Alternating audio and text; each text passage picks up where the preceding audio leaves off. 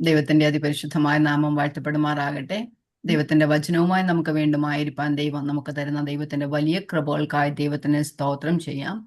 എഫെസ്യർ ലേഖനം 6-ാം അധ്യായത്തിൽ നിന്നാണല്ലോ നാം പഠിച്ചുകൊണ്ടിരിക്കുന്നത്. കഴിഞ്ഞ ക്ലാസ്സിൽ 12 വരെയുള്ള വാക്യങ്ങളായിരുന്നു നമ്മൾ പഠിച്ചത്. അവിടെ നമ്മൾ പഠിച്ചത് നമ്മുടെ നമ്മുടെ ജീവിതം എന്ന് പറയുന്നത്, അല്ലെങ്കിൽ പ്രത്യേകിച്ച് ആത്മീക ജീവിതം എന്ന് പറയുന്നത്, നാം ഒരു യുദ്ധക്കളത്തിലാണ്, ഒരു പോരാട്ടക്കളത്തിലാണ്. ഒരു യുദ്ധമെന്ന് പറയുമ്പോൾ അവിടെ എപ്പോഴും പോരാട്ടമുണ്ട്. അപ്പം നമ്മൾ ഒരു പോരാട്ടത്തിന്റെ അനുഭവത്തിലൂടെയാ ഓരോ ദിവസവും കടന്നു പോകുന്നത്. അങ്ങനെയുള്ള അനുഭവത്തിൽ നാം എങ്ങനെയായിരിക്കണം എന്നാണ് പൗലോസ് അപ്പോസ്തലനാൽ ദൈവത്തിന്റെ ആത്മാവ് നമ്മളോട് പറയുന്നത്. അവിടെ 11-12 വാക്യങ്ങൾ എങ്ങനെ വായിക്കുന്നു: പിശാചിന്റെ തന്ത്രങ്ങളോട് എതിർത്ത് നിൽപ്പാൻ കഴിയേണ്ടതിന് ദൈവത്തിന്റെ സർവായുധ വർഗം ധരിച്ചുകൊള്ളുവിൻ. നമുക്ക് പോരാട്ടമുള്ളത് ജഡരക്തങ്ങളോടല്ല, വാഴ്ചകളോടും അധികാരങ്ങളോടും ഈ അന്ധകാരത്തിന്റെ ലോകാധിപതികളോടും സ്വലോകത്തിലെ ദുഷ്ടാത്മ സേനയോടും അത്രേ. വിശുദ്ധ ജീവിതം നയിക്കുന്നതിനെതിരെയാണ് നമുക്ക് പോരാട്ടമുള്ളത്. പിശാചിന്റെ തന്ത്രങ്ങളോടാണ് നമുക്ക് പോരാട്ടം ഉള്ളത്. അപ്പോൾ ആ ഒരു വിശുദ്ധ ജീവിതം നമ്മൾ നയിക്കുന്നതിനെതിരെയുള്ള പോരാട്ടമാണ്. നമ്മൾ കേവലം ഒരു സാധാരണ മനുഷ്യരെ പോലെ ജീവിക്കുകയാണെങ്കിൽ നമുക്ക് പോരാട്ടങ്ങളൊന്നും ഇല്ല. അപ്പോൾ ആരും ദൈവത്തിന്റെ അല്ലെങ്കിൽ പുത്രന്റെ അല്ലെങ്കിൽ ക്രിസ്തുയേശുവിന്റെ അനുരൂപതയിലേക്ക് വരുവാൻ ആയിട്ട് ആരും വരരുത് എന്നുള്ള ഒരു പോരാട്ടത്തിലാണ്. സാത്താന്റെ ഒരു എന്താ പറയുക, ആഗ്രഹം എന്ന് പറയുന്നത് ആരും ക്രിസ്തുവിന്റെ അനുരൂപതയിലേക്ക് വരരുത് എന്നുള്ള ഒരു ആഗ്രഹത്തോടെയാണ് സാത്താൻ പോരാടുന്നത്. അപ്പം ക്രിസ്തുവിന്റെ അനുരൂപതയിലേക്ക് നമ്മെ നയിക്കുന്ന, അല്ലെങ്കിൽ വിശുദ്ധീകരണത്തിലേക്ക് നമ്മൾ നയിക്കുന്ന ഏതെങ്കിലും കാര്യങ്ങളിലൊക്കെ നമ്മൾ എല്ലാ ദിവസവും ഇടപെട്ടുകൊണ്ടേയിരിക്കുക. ആ കാര്യങ്ങളെല്ലാം സാത്താന് നമ്മോടെ പോരാട്ടമുണ്ട്. അപ്പം ആ കാര്യങ്ങളിലെല്ലാം നമ്മോട് എതിർപ്പുണ്ട്. അപ്പൊ നമ്മളൊരു പോരാട്ടക്കളത്തിലാണ്. അതിനെ നാം ജയിക്കണം. നാം വിജയാളികളായി തീരണം. പൗലോസ് പറയുന്ന, കർത്താവ് ഞങ്ങളെ എപ്പോഴും ജയോത്സവമായി നടത്തുന്ന ദൈവത്തിന് സ്തോത്രം എന്ന് പറഞ്ഞ, അതുപോലെ തന്നെ സുവിശേഷം മറ്റുള്ളവരിലേക്ക് അറിയിക്കുന്നതിന് എതിരെ നമ്മെ തടസ്സപ്പെടുത്തുന്നുണ്ട്.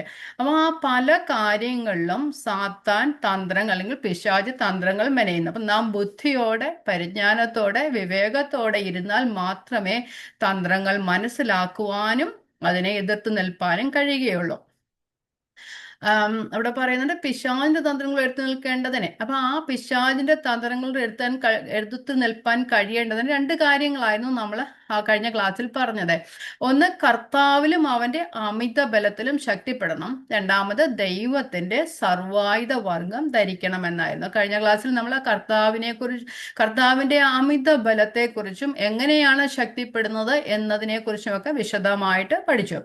അപ്പൊ അതിനകത്ത് നമ്മൾ പെട്ടെന്ന് പറഞ്ഞു, കഴിഞ്ഞ ക്ലാസ്സിൽ ഇല്ലാത്തവർക്ക് വേണ്ടി പെട്ടെന്ന് ഞാനിന്ന് പറഞ്ഞു പോകാം. അവിടെ നമ്മൾ ചില അറിയേണ്ട കാര്യങ്ങളെ കുറിച്ച് നമ്മൾ പറഞ്ഞു. ഒന്നാമത്, നമ്മൾ ദൈവത്തെ അറിയണം, നമ്മുടെ ശത്രു ആരാണെന്ന് അറിയണം, അതുപോലെ തന്നെ നാം നമ്മെ തന്നെ അറിയണം. നമ്മളുടെ ബലഹീനതകളെയും ബലഹീനതകളെ ഉള്ളു നമുക്ക്, നമ്മുടെ ബലഹീനതകളെ നമ്മൾ മനസ്സിലാക്കണം. അപ്പൊ ആ ശത്രുവിനെ അറിഞ്ഞാൽ മാത്രമേ നമുക്ക് പോരാടുവാനായിട്ട് കഴിയത്തുള്ളൂ. അപ്പോൾ ഇപ്പം ശത്രു സൈന്യത്തിന്റെ കാര്യം പറഞ്ഞു കഴിഞ്ഞാലും നമുക്ക് എതിരെ വരുന്ന ശത്രു ആരാണെന്ന് അറിഞ്ഞാൽ മാത്രം, ഒരു വലിയ സൈന്യത്തോട് എതിർത്ത് നിൽക്കണമെങ്കിൽ അതിനേക്കാളും വലിയൊരു സൈന്യത്തോടു കൂടെ പോയാൽ മാത്രമേ എതിർത്ത് നിൽക്കാൻ കഴിയത്തുള്ളൂ. അപ്പോൾ ഒരു ശത്രുവിനോട്, അല്ലെ ശത്രു രാജ്യത്തോട് എതിർത്ത് നിൽക്കണമെങ്കിൽ ആദ്യം അവർ ആരെയാ നോക്കുന്നത്? അവരെ തന്നെ നോക്കും. ഞങ്ങൾക്ക് അതിനുള്ള റിസോഴ്സസ് ഉണ്ടോ എന്നല്ലേ. അപ്പൊ അങ്ങനെ നോക്കണം. അപ്പൊ നാം നമ്മെ തന്നെ മനസ്സിലാക്കണം, ശത്രുവിനെ മനസ്സിലാക്കണം. അതുപോലെ തന്നെ നമ്മൾ ആരിലാണ് ആശ്രയിക്കുന്നത്? നമ്മുടെ ദൈവത്തിന്റെ ശക്തി അറിയണം.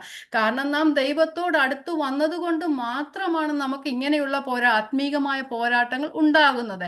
അങ്ങനെയാകുമ്പോൾ ആ ആത്മീകമായ പോരാട്ടങ്ങളെ നേരിടാനൊക്കെയുള്ള കൃപ ദൈവം തരും. നാം ദൈവത്തിൽ ആശ്രയിക്കണം. നമുക്ക് പഴയ നിയമത്തിലെ ഒരു ഉദാഹരണം നോക്കിയാല്, നമ്മൾ എലീശയുടെ കാര്യം വരുമ്പോൾ, അരാമ്യ സൈന്യം എലീശയോട് എതിരാൻ വന്ന സമയത്ത് ഒരു ദിവസം എലീശയുടെ കൂടെയുള്ള ആള് ദാസനെ അപ്പൊ നോക്കിയപ്പോൾ ആരാമ്യ സൈന്യം മുഴുവൻ എലീശയുടെ ചെറിയ കൂടാരത്തെ വളഞ്ഞിരിക്കുന്നതായി കണ്ട്. അപ്പൊ അദ്ദേഹം പേടിച്ചു പോയായിരുന്നു. അപ്പൊ എലീശ എന്തോ പറഞ്ഞെന്നറിയാമോ? നമ്മോട് കൂടെയുള്ള അവനോട് കൂടെയുള്ളവയൊക്കെ വലിയവരെന്നാ പറഞ്ഞു. അപ്പൊ ആ ഒരു അചഞ്ചലമായ ദൈവത്തിലുള്ളൊരു വിശ്വാസം എലീശയ്ക്കുണ്ടായിരുന്നു അല്ലെ. ആ വിശ്വാസത്താലാണ് ആ പേടിയില്ലാതെ ഇരിക്കുവാനായിട്ട് കഴിഞ്ഞ. അതുപോലെ തന്നെ ജയിച്ചതായി കാണുവാനായിട്ട് കഴിയല്ലേ. ആ ഒരു ഒന്നിലും ഭയപ്പെടാതെ ക്രിസ്തുവിലുള്ള അല്ലെ ദൈവത്തിലുള്ള വിശ്വാസം നിലനിന്ന് കഴിഞ്ഞാല് നമുക്ക് ഈ തന്ത്രങ്ങളോടൊക്കെ എടുത്തു നിൽക്കാനായിട്ട് കഴിയും. നമ്മൾ കഴിഞ്ഞ ക്ലാസ്സിൽ പറഞ്ഞ് നമ്മൾ കൊലോസ് ലേഖനത്തിൽ പഠിച്ചായിരുന്നു, കർത്താവ് സാത്താന്റെ എല്ലാ ആയുധങ്ങളെയും ക്രൂശിൽ വെച്ച് കളഞ്ഞതാ അല്ലേ. അതിന്റെ മേൽ ജയോത്സവം കൊണ്ടാടിയത്. അപ്പൊ ഇനി ആയുധങ്ങളൊന്നും അവന്റെ കയ്യിലില്ല. അവന്റെ കയ്യിലുള്ളത് വെറും തന്ത്രങ്ങൾ മാത്രം. ആ തന്ത്രങ്ങൾ മെനയുമ്പോൾ അത് നമ്മെ നമ്മൾ കഴിഞ്ഞ ക്ലാസ്സിൽ ഇങ്ങനെ പറഞ്ഞായിരുന്നു, നമ്മുടെ ബലം നമുക്കറിയാം, പക്ഷെ നമ്മുടെ ശത്രുവിന് അതിനേക്കാൾ ബലമുണ്ട്. പക്ഷെ അതിനേക്കാളും ബലശാലിയാണ് നമ്മുടെ കർത്താവ് അല്ലേ. അപ്പം ദൈവം നമ്മോട് കൂടെ ഉണ്ടെങ്കിൽ ഈ നമുക്കെതിരെ വരുന്ന എല്ലാ ആയുധങ്ങളെയും നമുക്ക് തകർക്കുവാനായിട്ട് കഴിയും. അപ്പം നമ്മുടെ ദൈവത്തെ നാം അറിയണം. ദൈവത്തിലുള്ള അചഞ്ചലമായ വിശ്വാസം വേണം. ആ സർവായുധ വർഗമൊക്കെ നമ്മളെ ഇന്ന് പഠിക്കും. അപ്പൊ നമുക്ക് പോരാട്ടമുള്ളത് ജഡരക്തങ്ങളോടല്ല, വാഴ്ചകളോടും അധികാരങ്ങളോടും അദൃശ്യ ലോകത്തോടാണ്. നമ്മെ എതിരിടാൻ വരുന്നവരോടല്ല, മനുഷ്യരോടല്ല. മനുഷ്യരിലൂടെ സാത്താൻ പ്രവർത്തിക്കും. സാത്താന് തന്നെ നമ്മൾ പറയത്തില്ലേ, മദ്യം തന്നെത്താനും മദ്യം കുടിച്ചിട്ട് മദ്യത്തിനൊന്നും ചെയ്യാനൊക്കത്തില്ല. അപ്പൊ ആരെങ്കിലും മദ്യം കുടിക്കാൻ അവരിലൂടെ മദ്യത്തിന്റെ ആ വീതിയൊക്കെ കാണിക്കുന്നു. അതുപോലെ തന്നെ സാത്താനും തന്നെത്താൻ അങ്ങനെ ബഹളം വെക്കാനും നോക്കത്തില്ല, പക്ഷെ അതിലൂടെയെങ്കിലും നമ്മൾ പ്രവർത്തിക്കും. പക്ഷെ നമ്മെ എതിരിടുന്ന മനുഷ്യര് പോലുമല്ല നമ്മുടെ ശത്രുക്കള്.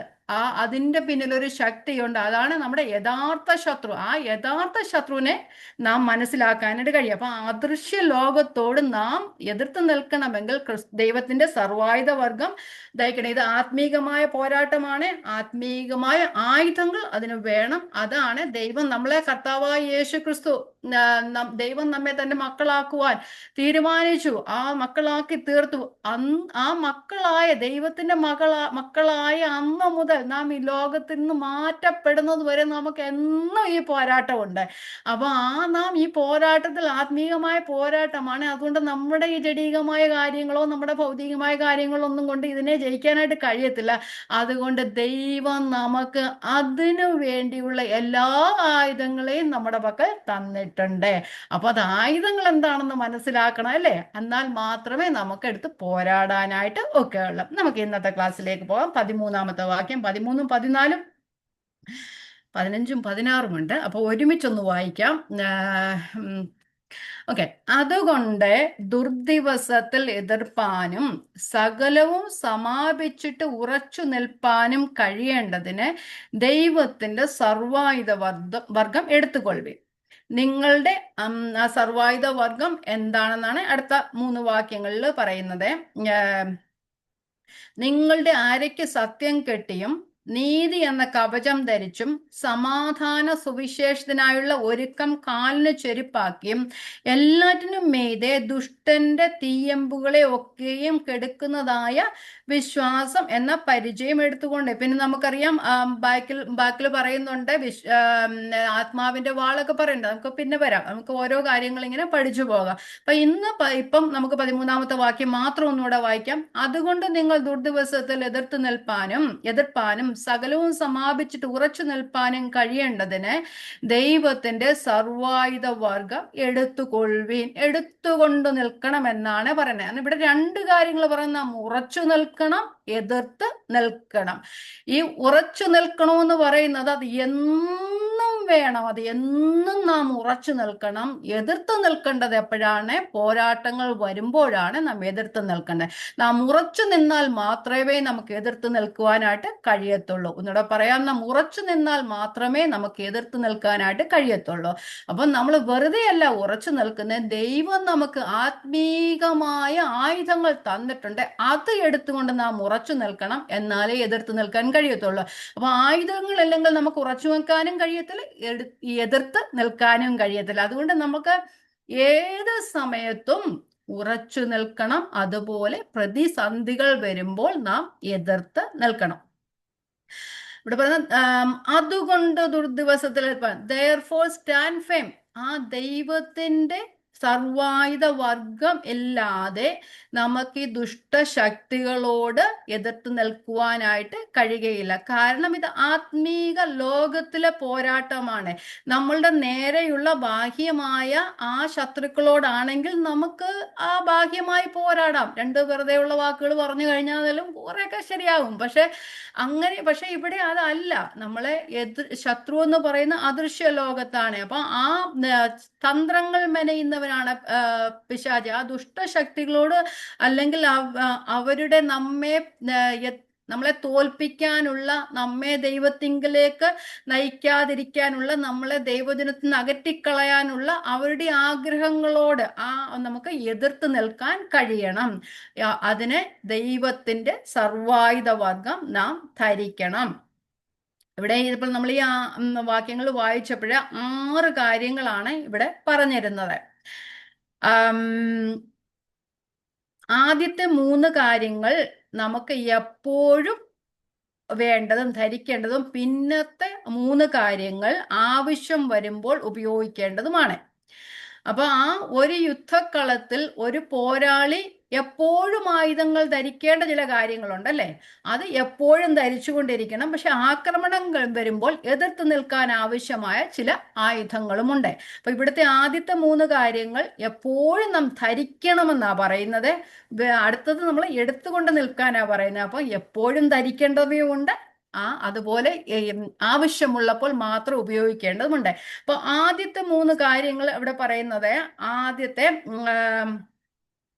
അരയ്ക്ക് സത്യം കെട്ടണം. അപ്പൊ ഒന്ന് അരക്കെട്ട്, അല്ലെങ്കിൽ ഗേർഡിൽ, ബെൽറ്റ്, നമുക്ക് ബെൽറ്റ് എന്ന് പറയാം. അപ്പം സത്യം അരയ്ക്ക് നാം കെട്ടണം. രണ്ടാമത്തത് കവചമായിട്ട് നീതി ധരിക്കണം, അല്ലേ? ബ്രസ്റ്റ് പ്ലേറ്റ്, നീതി, റൈച്ചസ്നെസ്. ഇനി മൂന്നാമത്തത് ഇവിടെ പറയുന്നത് ഷൂസ്, ബൂട്ട്, സമാധാന സുവിശേഷത്തിനുള്ള ഒരുക്കം.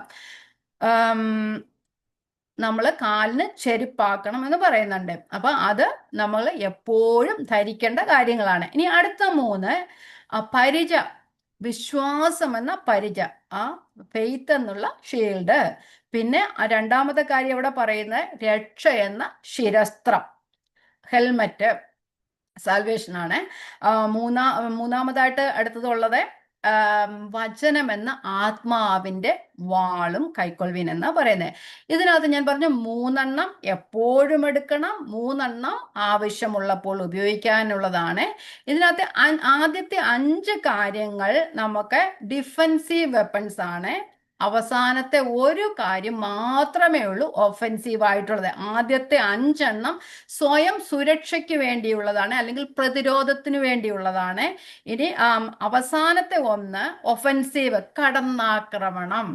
അപ്പൊ നമ്മളെ ഉപദ്രവിക്കാൻ വരുമ്പോൾ നമ്മൾ എതിർത്ത് നിൽക്കണം. പക്ഷേ നമുക്ക് ഉപയോഗിക്കാൻ ഒരു കാര്യം മാത്രമേ, ശത്രുവിനെ ആക്രമിക്കാനായിട്ട് ഒരു കാര്യം മാത്രമേ തന്നിട്ടുള്ള, എന്തുവാണ്? വചനമെന്ന ആത്മാവിന്റെ വാള്. നമുക്കറിയാം പിശാചിനെ ശാസിക്കുന്നവരും എന്താ പറയുന്നത്, സാത്താനെ കാലിട്ട് അരയ്ക്കുന്നതിന് നമ്മൾ പല ഗോഷ്ഠികളും ഈ ആത്മീക ലോകത്ത് കാണുന്നുണ്ട്, അല്ലെ? സ്റ്റേജിലൊക്കെ നിന്ന് കാലിട്ട് ചവിട്ടി ഒക്കെ കാണുന്നുണ്ട്. പക്ഷെ അങ്ങനെ ഒന്നും സാത്താൻ പോകത്തില്ല. പിന്നെ ഈ എന്താ പറയുന്നത്, നമ്മൾ ദീർഘകാലങ്ങളായിട്ട് വർഷങ്ങളായിട്ട്, സംവത്സരങ്ങളായിട്ട് ആൾക്കാർ എപ്പോഴും സാത്താനെ ചതച്ചോണ്ടിരിക്കുക. എന്നിട്ടും എന്തിനാ സാത്താൻ ഇപ്പോൾ ഉള്ളത്? എങ്ങനെയാ ഇങ്ങനെ 1000 പ്രാവശ്യം അല്ലെങ്കിൽ കോടിക്കണക്കിന് പ്രാവശ്യം ചതച്ച് കളഞ്ഞതാ, അല്ലേ? കാലിട്ട് ചവിട്ടി. എന്നിട്ടും അവൻ നിലനിൽക്കുന്നു. ഇതൊന്നും അല്ല ആയുധങ്ങള്. ഇത് നമുക്ക് മാത്രമേ, നമുക്ക് വചനം എന്ന ആത്മാവിന്റെ വാൾ മാത്രമേ നമുക്ക് ആക്രമണം തന്നിട്ടുള്ളൂ. ശത്രു വരുമ്പോൾ നാം അത് ഉപയോഗിക്കുക, അത് മാത്രമേ നമുക്ക് തന്നിട്ടുള്ളൂ. ബാക്കിയെല്ലാം നാം എടുത്തുകൊണ്ട് നിൽക്കുക. നമുക്ക് പ്രൊട്ടക്റ്റീവ് ആയിട്ടുള്ളതാണ്, നമുക്ക് ഡിഫെൻസിനുള്ളതാണ്. ബാക്കി എല്ലാ ആയുധങ്ങളും 1 മാത്രമേ ഉള്ളൂ ഒഫെൻസിനുള്ളത്. ആദ്യത്തെ 3 ഉറച്ചു നിൽപ്പാൻ, രണ്ടാമത്തെ നമുക്ക് എതിർത്ത് നിൽക്കാനും. അപ്പം എതിർത്ത് നിൽക്കണമെങ്കിൽ നമുക്ക് സാത്താന്റെ തന്ത്രങ്ങൾ അറിഞ്ഞേ കഴിയത്തുള്ളൂ. ഓരോ തന്ത്രങ്ങൾക്കും ഓരോ ആയുധങ്ങളാണ് ഉള്ളത്. ഞാൻ കഴിഞ്ഞ ക്ലാസ്സിലും പറഞ്ഞു, ഒരു തന്ത്രം കൊണ്ട് നമ്മെ തോൽപ്പിക്കാൻ കഴിഞ്ഞില്ലെങ്കിൽ വേറൊരു തന്ത്രങ്ങൾ ഉപയോഗിച്ചുകൊണ്ടിരിക്കുക അല്ലെ. തന്ത്രങ്ങൾ മെനയുന്ന രാജാവാണ് സാത്താൻ എന്ന് പറയുന്നത്. ഇങ്ങനെ മെനഞ്ഞുകൊണ്ടേയിരിക്കും. നമ്മൾ മനുഷ്യരാണെങ്കിൽ ഒരാളുടെ നേരെ എന്തെങ്കിലും പറഞ്ഞ് നമുക്ക് ബുദ്ധിമുട്ടിപ്പിക്കാൻ കഴിയുന്നത് നമ്മൾ ഒന്നോ രണ്ടോ പ്രാവശ്യം അത്രയൊക്കെ ഉള്ളു. ഇതാണെങ്കിൽ നൂറ്റാണ്ടുകളായിട്ട് ഇങ്ങനെ ഏതെൻ തോട്ടത്തിൽ തുടങ്ങിയ പോരാട്ടമാ അല്ലേ. ഇനി നമ്മൾ ഇവിടുന്ന് പോകുന്നത് വരെ ഈ പോരാട്ടമുണ്ട്. അപ്പൊ അതുകൊണ്ട് ഓരോ പ്രാവശ്യവും തന്ത്രങ്ങൾ മെനഞ്ഞുകൊണ്ടിരിക്കുക. മനുഷ്യരാണെങ്കിൽ ഒരേ തന്ത്രങ്ങളായിരിക്കും ഉപയോഗിക്കുന്നത് അല്ലേ. ഇപ്പം നമ്മള് ഇപ്പം പുതിയ പുതിയ ഈ ലോകത്തിൽ കാണുന്നതൊക്കെ വലിയ മൂവീസിലൊക്കെ കണ്ട തന്ത്രങ്ങളൊക്കെ. പക്ഷെ സാത്താൻ അതൊന്നും അല്ല, പുതിയ പുതിയ തന്ത്രങ്ങൾ മെനഞ്ഞുകൊണ്ടേയിരിക്കും. അവന് വേറെ പണിയൊന്നും ഇല്ലല്ലോ. അപ്പം പണിയില്ലാത്തതുകൊണ്ട് ഓരോ തന്ത്രങ്ങൾ മെനഞ്ഞുകൊണ്ടേയിരിക്കും. നമ്മൾ ഓരോ തന്ത്രങ്ങളെയും നാം മനസ്സിലാക്കണം. നമുക്കൊരു ഡിസേൺമെന്റ് വേണം, ഒരു വിവേചനം വേണം. എന്തിന് എതിരെയാ വരുന്നത്? ക്രിസ്തുവിനോടുള്ള അനുരൂപതയിലേക്ക് നാം പോകാതിരിക്കാൻ വേണ്ടി നമ്മുടെ ആത്യന്തികമായ ലക്ഷ്യം എന്താണെന്ന് നാം മനസ്സിലാക്കണം. ആദ്യം തന്നെ നമ്മൾ ആരാണ്, നമ്മളെ എന്തിനാ ദൈവം വിളിച്ചേക്കുന്നത്, ആ ഒരു ബോധം ഉണ്ടാക്കണം. എൻ്റെ ആ ആത്മീകമായ മുന്നേറ്റത്തിലേക്ക് എന്നെ ബൈബിള് വായിക്കാതെ, എന്നെ ദൈവത്തിൻ്റെ വചനം പഠിപ്പിക്കാതെ, എന്നെ പ്രാർത്ഥിക്കാൻ അനുവദിക്കാതെ ഏത് കാര്യങ്ങളിൽ പ്രതിരോധം വരുന്നോ അവിടെ നിൽക്കുക. എൻ്റെ ഭൗതിക കാര്യങ്ങൾ ചിലപ്പം തടസ്സങ്ങൾ ഉണ്ടായേക്കും, അവിടെ നിന്ന് രണ്ടാമൊന്നും ആലോചിക്കേണ്ട കാര്യമില്ല. പക്ഷെ എൻ്റെ ആത്മീകമായ കാര്യത്തിന് എനിക്ക് മുന്നോട്ട് പോകാൻ പറ്റുന്നില്ല എന്ന് എനിക്ക് മനസ്സിലാവുകയാണ്. അത് മനസ്സിലാകണം ആദ്യം കേട്ടോ. അത് മനസ്സിലാവുകയാണെങ്കിൽ ഒരു പോസ് എടുത്തൊന്ന് നോക്കുക, എവിടെയാ പ്രശ്നം ഉള്ളതെന്ന്. അപ്പൊ ആ പ്രശ്നം മനസ്സിലാക്കി മുമ്പോട്ട് പോകുവാനായിട്ട് ശ്രമിക്കണം. അപ്പോഴാണ് നാം ആയുധങ്ങൾ ഉപയോഗിക്കേണ്ടി വരേണ്ടത്. ഓക്കെ. അപ്പൊ നമ്മൾ ശത്രുവിന്റെ തന്ത്രങ്ങളെ കുറിച്ച് പറഞ്ഞ് നമുക്ക് സംശയം ജനിപ്പിക്കുന്നതായ തന്ത്രം. ആദ്യം കാണുന്ന തന്ത്രം എന്താ? സംശയം തന്നെയാണ് വരുന്നത്. പിന്നെ ദൈവത്തിന്റെ ആ ഒരു അനുസരണത്തിൽ നിന്ന് നമ്മൾ പോകാതിരിക്കാൻ വേണ്ടി ഉള്ള തടസ്സങ്ങൾ മുഴുവനായിട്ട് വരുത്താനായിട്ട് ശ്രമിക്കും. പിന്നെ വിശ്വാസ സത്യങ്ങളെ കുറിച്ച് കൺഫ്യൂഷൻ ഉണ്ടാക്കും. അത് തന്നെയാണോ പറഞ്ഞത്, അങ്ങനെയല്ലായിരുന്നോ പറഞ്ഞത്, അതിങ്ങനെയാണോ അങ്ങനെയാണോ എന്നുള്ള ചിന്തകൾ നമ്മളിൽ ഉണ്ടാകുവാനായിട്ട് കഴിയും. അതുകൊണ്ട് നമ്മൾ ഈ ഫോൾസ് ഡോക്ട്രിൻസ് ഒത്തിരി പരന്നുകൊണ്ടിരിക്കുക അല്ലേ. ദുരുപദേഷ്ടാക്കന്മാരിങ്ങനെ ഓരോ ദിവസവും പെരുകിക്കൊണ്ടിരിക്കുക. അവരുടെ ആ കണ്ണരസമാകുമാറു വാക്കുകളിൽ ഇങ്ങനെ മനുഷ്യന് അങ്ങനെ അങ്ങ് അതിനോട് ചെവി കൊടുത്തിട്ട് എന്തുവാ കെട്ടുകഥകള്. പൗലോസ് പറയുന്ന കെട്ടുകഥകളെയും അന്തമില്ലാത്ത വംശാവലി പറയുന്നവരുണ്ട് ഇഷ്ടം പോലെ അല്ലേ. ഞങ്ങൾ അവിടെ പോയി ഇവിടെ പോയി. ഇതിനെയൊക്കെ കേൾക്കുമ്പോഴേ മനസ്സിലാക്കണം, ഇത് ക്രിസ്തുവിന്റെ അനുരൂപത്തിലേക്ക് നമ്മെ നയിക്കുന്നതല്ല, ഇത് നമ്മെ ലോകത്തിന്റെ അനുരൂപത്തിലേക്ക് നയിക്കുന്ന. അത് മനസ്സിലാക്കാനുള്ള വിവേകമുണ്ടായിരിക്കണം. വിവേചനം. നിങ്ങൾ ബാക്കി ഒന്നും പ്രാർത്ഥിച്ചില്ലെങ്കിൽ കർത്താവെ വിവേചന ശക്തി തരണമേ, ഡിസേൺമെന്റ് തരണമേ, നല്ലതും ചീത്തയും അറിയുവാനുള്ള വിവേചനമാണ് നമുക്ക് ആദ്യം വേണ്ടത്. കാരണം നമുക്കറിയാം, നല്ലതും തെറ്റും തമ്മിൽ മനസ്സിലാക്കാൻ വലിയ ബുദ്ധിമുട്ടില്ല അല്ലേ. പക്ഷെ നല്ലതും ഉത്തമമായതും തമ്മിൽ തിരഞ്ഞെടുക്കാനാ ബുദ്ധിമുട്ടല്ലേ. നമ്മൾ എക്സാമിനൊക്കെ പോകുമ്പോൾ മൾട്ടിപ്പിൾ ചോയ്സ് ഉണ്ടല്ലേ. അപ്പം ഒരു ക്വസ്റ്റിന് 3 ആൻസർ ആയിരിക്കും, പക്ഷെ 3 ഒരുപോലെ തന്നെ ഇരിക്കും. ചിലപ്പോൾ ഒരെണ്ണം നമുക്ക് എങ്ങനെയെങ്കിലും ഒരു കാര്യത്തിൽ അങ്ങ് വിട്ട് കളയാൻ നമുക്ക് ഇനിയിപ്പോൾ 2 എണ്ണേ ഉള്ളത്, പക്ഷെ 2 ഒരുപോലെ ഇരിക്കും. ഏത് തിരഞ്ഞെടുക്കും? അതിനെന്നാ വേണ്ടേ? നമ്മൾ പഠിക്കുന്ന കാര്യത്തിൽ നമുക്ക് ഉത്തമ ബോധം ഉണ്ടായിരിക്കണം അല്ലേ. അപ്പോൾ സയൻസ് ആണേലും നമ്മൾ മാത്സ് ആണേലും ജോഗ്രഫി ആണേലും എന്തുവാണേലും നമ്മൾ പഠിക്കുന്ന കാര്യത്തെക്കുറിച്ച് അറിവുണ്ടായാൽ മാത്രമേ ഏതാണ് ശരി എന്ന് മനസ്സിലാക്കുവാനായിട്ട് കഴിയത്തുള്ളൂ. അതുപോലെ തന്നെയാണ് നല്ലത് കാണും. ഏതെന്തോടത്തിൽ എങ്ങനെയാ കാൺമാൻ അല്ലേ, രമ്യമായതല്ലേ, അത് കണ്ണിന് കുളിർമ തരുന്നതാ, അത് ഭംഗിയുള്ളതാ, അതുകൊണ്ടാ വരുന്നത്. അപ്പൊ അതിനേക്കാൾ നല്ലത് ഏതാണെന്ന് നമ്മൾ മനസ്സിലാക്കണം. നല്ലതും ഉത്തമവുമായതുണ്ട്. അപ്പൊ നല്ലതിനെ അല്ല നാം തിരഞ്ഞെടുക്കുക, അത്യുത്തമമായതിനെയാണ് നാം തിരഞ്ഞെടുക്കേണ്ടത് അല്ലേ. അപ്പൊ അതിനുള്ള വിവേചന ശക്തിക്ക് വേണ്ടി നാം പ്രാർത്ഥിക്കണം. കാരണം സാത്താന് വചനം അറിയാം അല്ലേ. വചനം അറിയാം, ദൈവത്തെയും വിശ്വസിക്കുന്നുണ്ട്, പക്ഷെ ഭയക്കുകയും വിറയ്ക്കുകയും ഒക്കെ ചെയ്യുന്നുണ്ട്. പക്ഷെ നമ്മൾ അതിനേക്കാളും അധികമായിട്ടല്ല, നമ്മൾ വചനം നന്നായി അറിഞ്ഞാൽ മാത്രമേ സാത്താൻ കൊണ്ടുവരുന്ന തന്ത്രങ്ങളിൽ നിന്ന് നമുക്ക് വിട്ടു നിൽക്കാനായിട്ട് കഴിയത്തുള്ളൂ. ഓക്കെ. ഇപ്പം ഡിവിഷൻ ഉണ്ടാക്കുക, കുടുംബത്തിലെ ചർച്ചിൽ അങ്ങനെയുള്ള കാര്യങ്ങളിലെല്ലാം ഡിവിഷൻ ഉണ്ടാക്കുക, ലോകത്തിന്റെ മോഹങ്ങളിലേക്ക് നമ്മെ തിരിക്കുക, സത്യം പറയാതിരിക്കുക പകുതി സത്യമായിരിക്കും, പകുതി കളവായിരിക്കും. പാർഷ്യലായതുള്ളൊന്നും സത്യമല്ല. അപ്പം എന്തെങ്കിലുമൊക്കെ കൊണ്ടുവന്ന് സത്യം പറയാതിരിക്കുക, അങ്ങനെയുള്ള കാര്യങ്ങളെല്ലാം അനേക തന്ത്രങ്ങൾ പ്രയോഗിക്കുക. നമ്മൾ പഴയ നിയമത്തിലെ ഒരു എക്സാമ്പിൾ നോക്കുകയാണെങ്കിൽ ദാവീദിനെ കുറിച്ച് പറഞ്ഞാൽ, ദാവീദിനെ കുറിച്ച് വചനം എങ്ങനെയാ പറയുന്നത്? ദൈവത്തിന്റെ ഹൃദയപ്രകാരമുള്ള മനുഷ്യൻ അല്ലേ, ദൈവത്തിന്റെ ഇഷ്ടം അനുസരിച്ച് ജീവിച്ചൊരു മനുഷ്യൻ. പക്ഷെ സാത്താൻ ദാവീദിനെ പറ്റിച്ചില്ലേ അല്ലേ, വഞ്ചിച്ചില്ലേ? എന്തുകൊണ്ടാ? വശീകരണങ്ങളിലൂടെ അല്ലേ. അതുപോലെ തന്നെ ആ ഇസ്രയേലിനെ എണ്ണുവാനായിട്ട് ദാവീദിനെ തോന്നിപ്പിച്ചു. വലിയ രണ്ട് പാപങ്ങളാ ദാവീദ് ചെയ്ത്. എന്താ? അന്നേരമുള്ള വിവേചന ശക്തി അന്നേരമില്ലായിരുന്നു. അന്ന് നഷ്ടപ്പോയി. സാത്താൻ കൊണ്ടുവന്ന തന്ത്രങ്ങളിൽ അകപ്പെട്ടു പോയി. അപ്പൊ ആർക്കും ഏത് സമയത്തും നമ്മൾ ആരും ശക്തരല്ല. നാം ആരും ശക്തരല്ല. ഏത് നിമിഷങ്ങൾ നമ്മൾ ബലഹീനരായ മനുഷ്യരാ. നാം ദൈവത്തെ അറിയുന്നെങ്കിലും, നാം ദൈവികമായ വചനത്തിൽ ഉറച്ചു നിൽക്കുന്നെങ്കിലും, നാം ആത്മീയമായി ഇച്ചിരി മുമ്പോട്ട് പോകുന്നെങ്കിലും, ഞാൻ 4 വാക്യം പഠിച്ചെങ്കിലും നമ്മുടെ ശക്തിയിലല്ല നാം പഠിക്കുന്ന ദൈവത്തിന്റെ വലിയ ശക്തി. അതുകൊണ്ട് ഞാൻ എന്നും ബൈബിൾ ക്ലാസ്സിന് വന്നു. ഞാൻ പറഞ്ഞ വാക്യങ്ങളെല്ലാം പഠിച്ചുകൊണ്ട് വന്നു. ഞാൻ ഒരു അധ്യായം പഠിച്ചു, ഒരു ബുക്ക് മുഴുവൻ പഠിച്ചു. നമ്മൾ പ്രശംസിക്കണ്ട, നമ്മൾ ഒന്നിലും പ്രശംസിക്കണ്ട. കാരണം ആ പ്രശംസ, ആ സ്വയം പ്രശംസ, സാത്താൻ ആദ്യം നമ്മൾ കഴിഞ്ഞ ക്ലാസ്സിൽ പഠിച്ചല്ലേ, സ്വയം പ്രശംസയാ ദൈവം താഴേക്ക് തള്ളിയിട്ടത്. അപ്പൊ ആ സ്വയം പ്രശംസയൊക്കെ കൊണ്ടുവരുന്നത് ഈ സാത്താന്റെ ചിന്തകളാണ്. അതുകൊണ്ട് ഒന്നിലും പ്രശംസിക്കേണ്ട. ദൈവത്തിന്റെ കൃപയാലല്ലാതെ, നമുക്കൊരു ശക്തിയാലല്ലാതെ ഒരു വചനം പഠിക്കാനോ ഒന്നും സാധിക്കുകയില്ല. അതുകൊണ്ട് ഞാൻ എന്നും ബൈബിൾ സ്റ്റഡി എടുക്കുന്നുണ്ട്, ഞാൻ എന്നും ബൈബിൾ സ്റ്റഡിക്ക് വരുന്നുണ്ട്, ഞാൻ ദിവസവും വചനം വായിക്കുന്നുണ്ട്, ഞാൻ ഇത്ര സമയം പ്രാർത്ഥിക്കുന്നുണ്ട്. ഒന്നിലും പുകഴണ്ട. ദൈവം നമുക്ക് അനുവദിച്ചു തരുന്ന സമയമാണ് അതെല്ലാം. തക്കത്തിൽ ഉപയോഗിക്കുക. പുറത്തുള്ളവരോട് സമയം തക്കത്തിൽ ഉപയോഗിച്ചിട്ട് പുറത്തുള്ളവരോട് ജ്ഞാനത്തോടെ പെരുമാറുക എന്നാണ് പറയുന്നത്. ജ്ഞാനമാണ് നമുക്ക് ആവശ്യമായിട്ടുള്ളത്. അപ്പം ജ്ഞാനികൾ ഇതുവരെ വീണു പോകുന്നുണ്ടല്ലേ. വളരെ ജ്ഞാനിയായ ശലോമോന് എങ്ങനെയാ പോയത് അല്ലേ? എല്ലാം അറിയായിരുന്നു. കർത്താവിന്റെ പ്രത്യക്ഷത എത്ര പ്രാവശ്യം ഉണ്ടായിരുന്ന ശലോമോനാ വീണുപോയത്. എന്തുകൊണ്ടാ? തക്ക സമയത്ത് ആ തന്ത്രങ്ങൾ വന്നപ്പോൾ അതിനോട് എതിരിടാനുള്ള ഒരു പരിജ്ഞാനം നഷ്ടപ്പെട്ടു പോയി.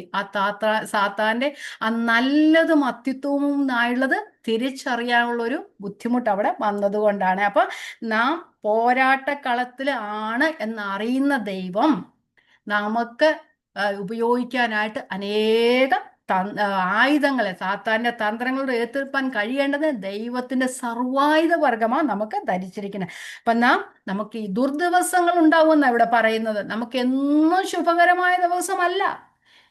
ഏത് സമയത്ത് നമ്മൾ ജീവിക്കുന്നത് തന്നെ ഒരു ലോകത്തിലാണ് ജീവിക്കുന്നത് അല്ലേ.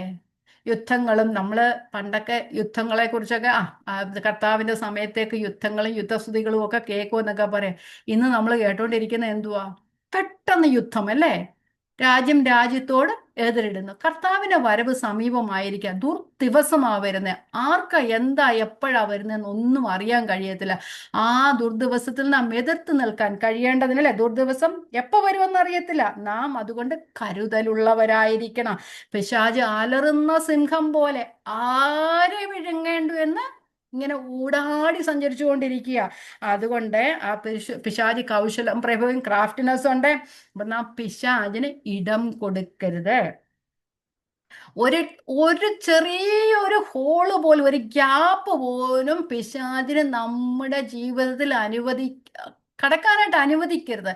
ഞാനാണെങ്കിൽ ഞാൻ വിശ്വാസ ജീവിതത്തിലേക്ക് വന്ന ആദ്യ സമയങ്ങളിൽ ഇങ്ങനെയുള്ള വചനങ്ങളൊക്കെ കേട്ടോണ്ടിരുന്ന ഒരു സമയത്ത് ഒരു ഉച്ചയ്ക്ക് പെട്ടെന്നൊന്ന് ഉറങ്ങി. ആ ഒരു ഉറക്കത്തില് നല്ലൊരു സ്വപ്നം കണ്ട്. ഇതുവരെ ഞാൻ ആ സ്വപ്നം മറക്കത്തില്ല. കാരണം പിശാചിന് നാം ഇടം കൊടുക്കരുത് എന്നുള്ളൊരു സ്വപ്നമായിരുന്നു. കാരണം നമ്മൾ പിശാചിന് ഇത്രയെങ്കിലും ഇടം കൊടുത്താലേ, ഒരു ചെറിയ ഹോൾ ഉണ്ടെങ്കിൽ ആ ഹോൾ വലുതാക്കി വലുതാക്കി എങ്ങനെ അത് പൊയ്ക്കും, ഒരു ആനയെ കടത്താനുള്ള ഹോളാക്കി കൊടുക്കും. അതുകൊണ്ട് നമ്മൾ ഒരു ശകലം പോലും നാം വിട്ടുകൊടുക്കരുത്. പൗലോസ് ഗലാത്യരോട് പറഞ്ഞ എങ്ങനെയാ? നിങ്ങൾ സത്യത്തിന്റെ പരിജ്ഞാനം തെറ്റിപ്പോകാതിരിക്കും. ഞങ്ങൾ അവർക്ക് ഒരു വഴത്തിലും ഇടയിലും ഒരു കാര്യത്തിലും വഴങ്ങിക്കൊടുത്തില്ല. പത്രോസ് വഴങ്ങിക്കൊടുത്തു, പൗലോസിനോട് കൂടെ പോയ ബർന്നബാസ് വഴങ്ങിക്കൊടുത്തു. യഹൂദന്മാരുടെ ചതികൾ കർത്താവ് പൗലോസ് പറയാൻ, ഞങ്ങൾ ഒരു നാഴിക പോലും അവർക്ക് വഴങ്ങിക്കൊടുത്തില്ല എന്ന് പറഞ്ഞു.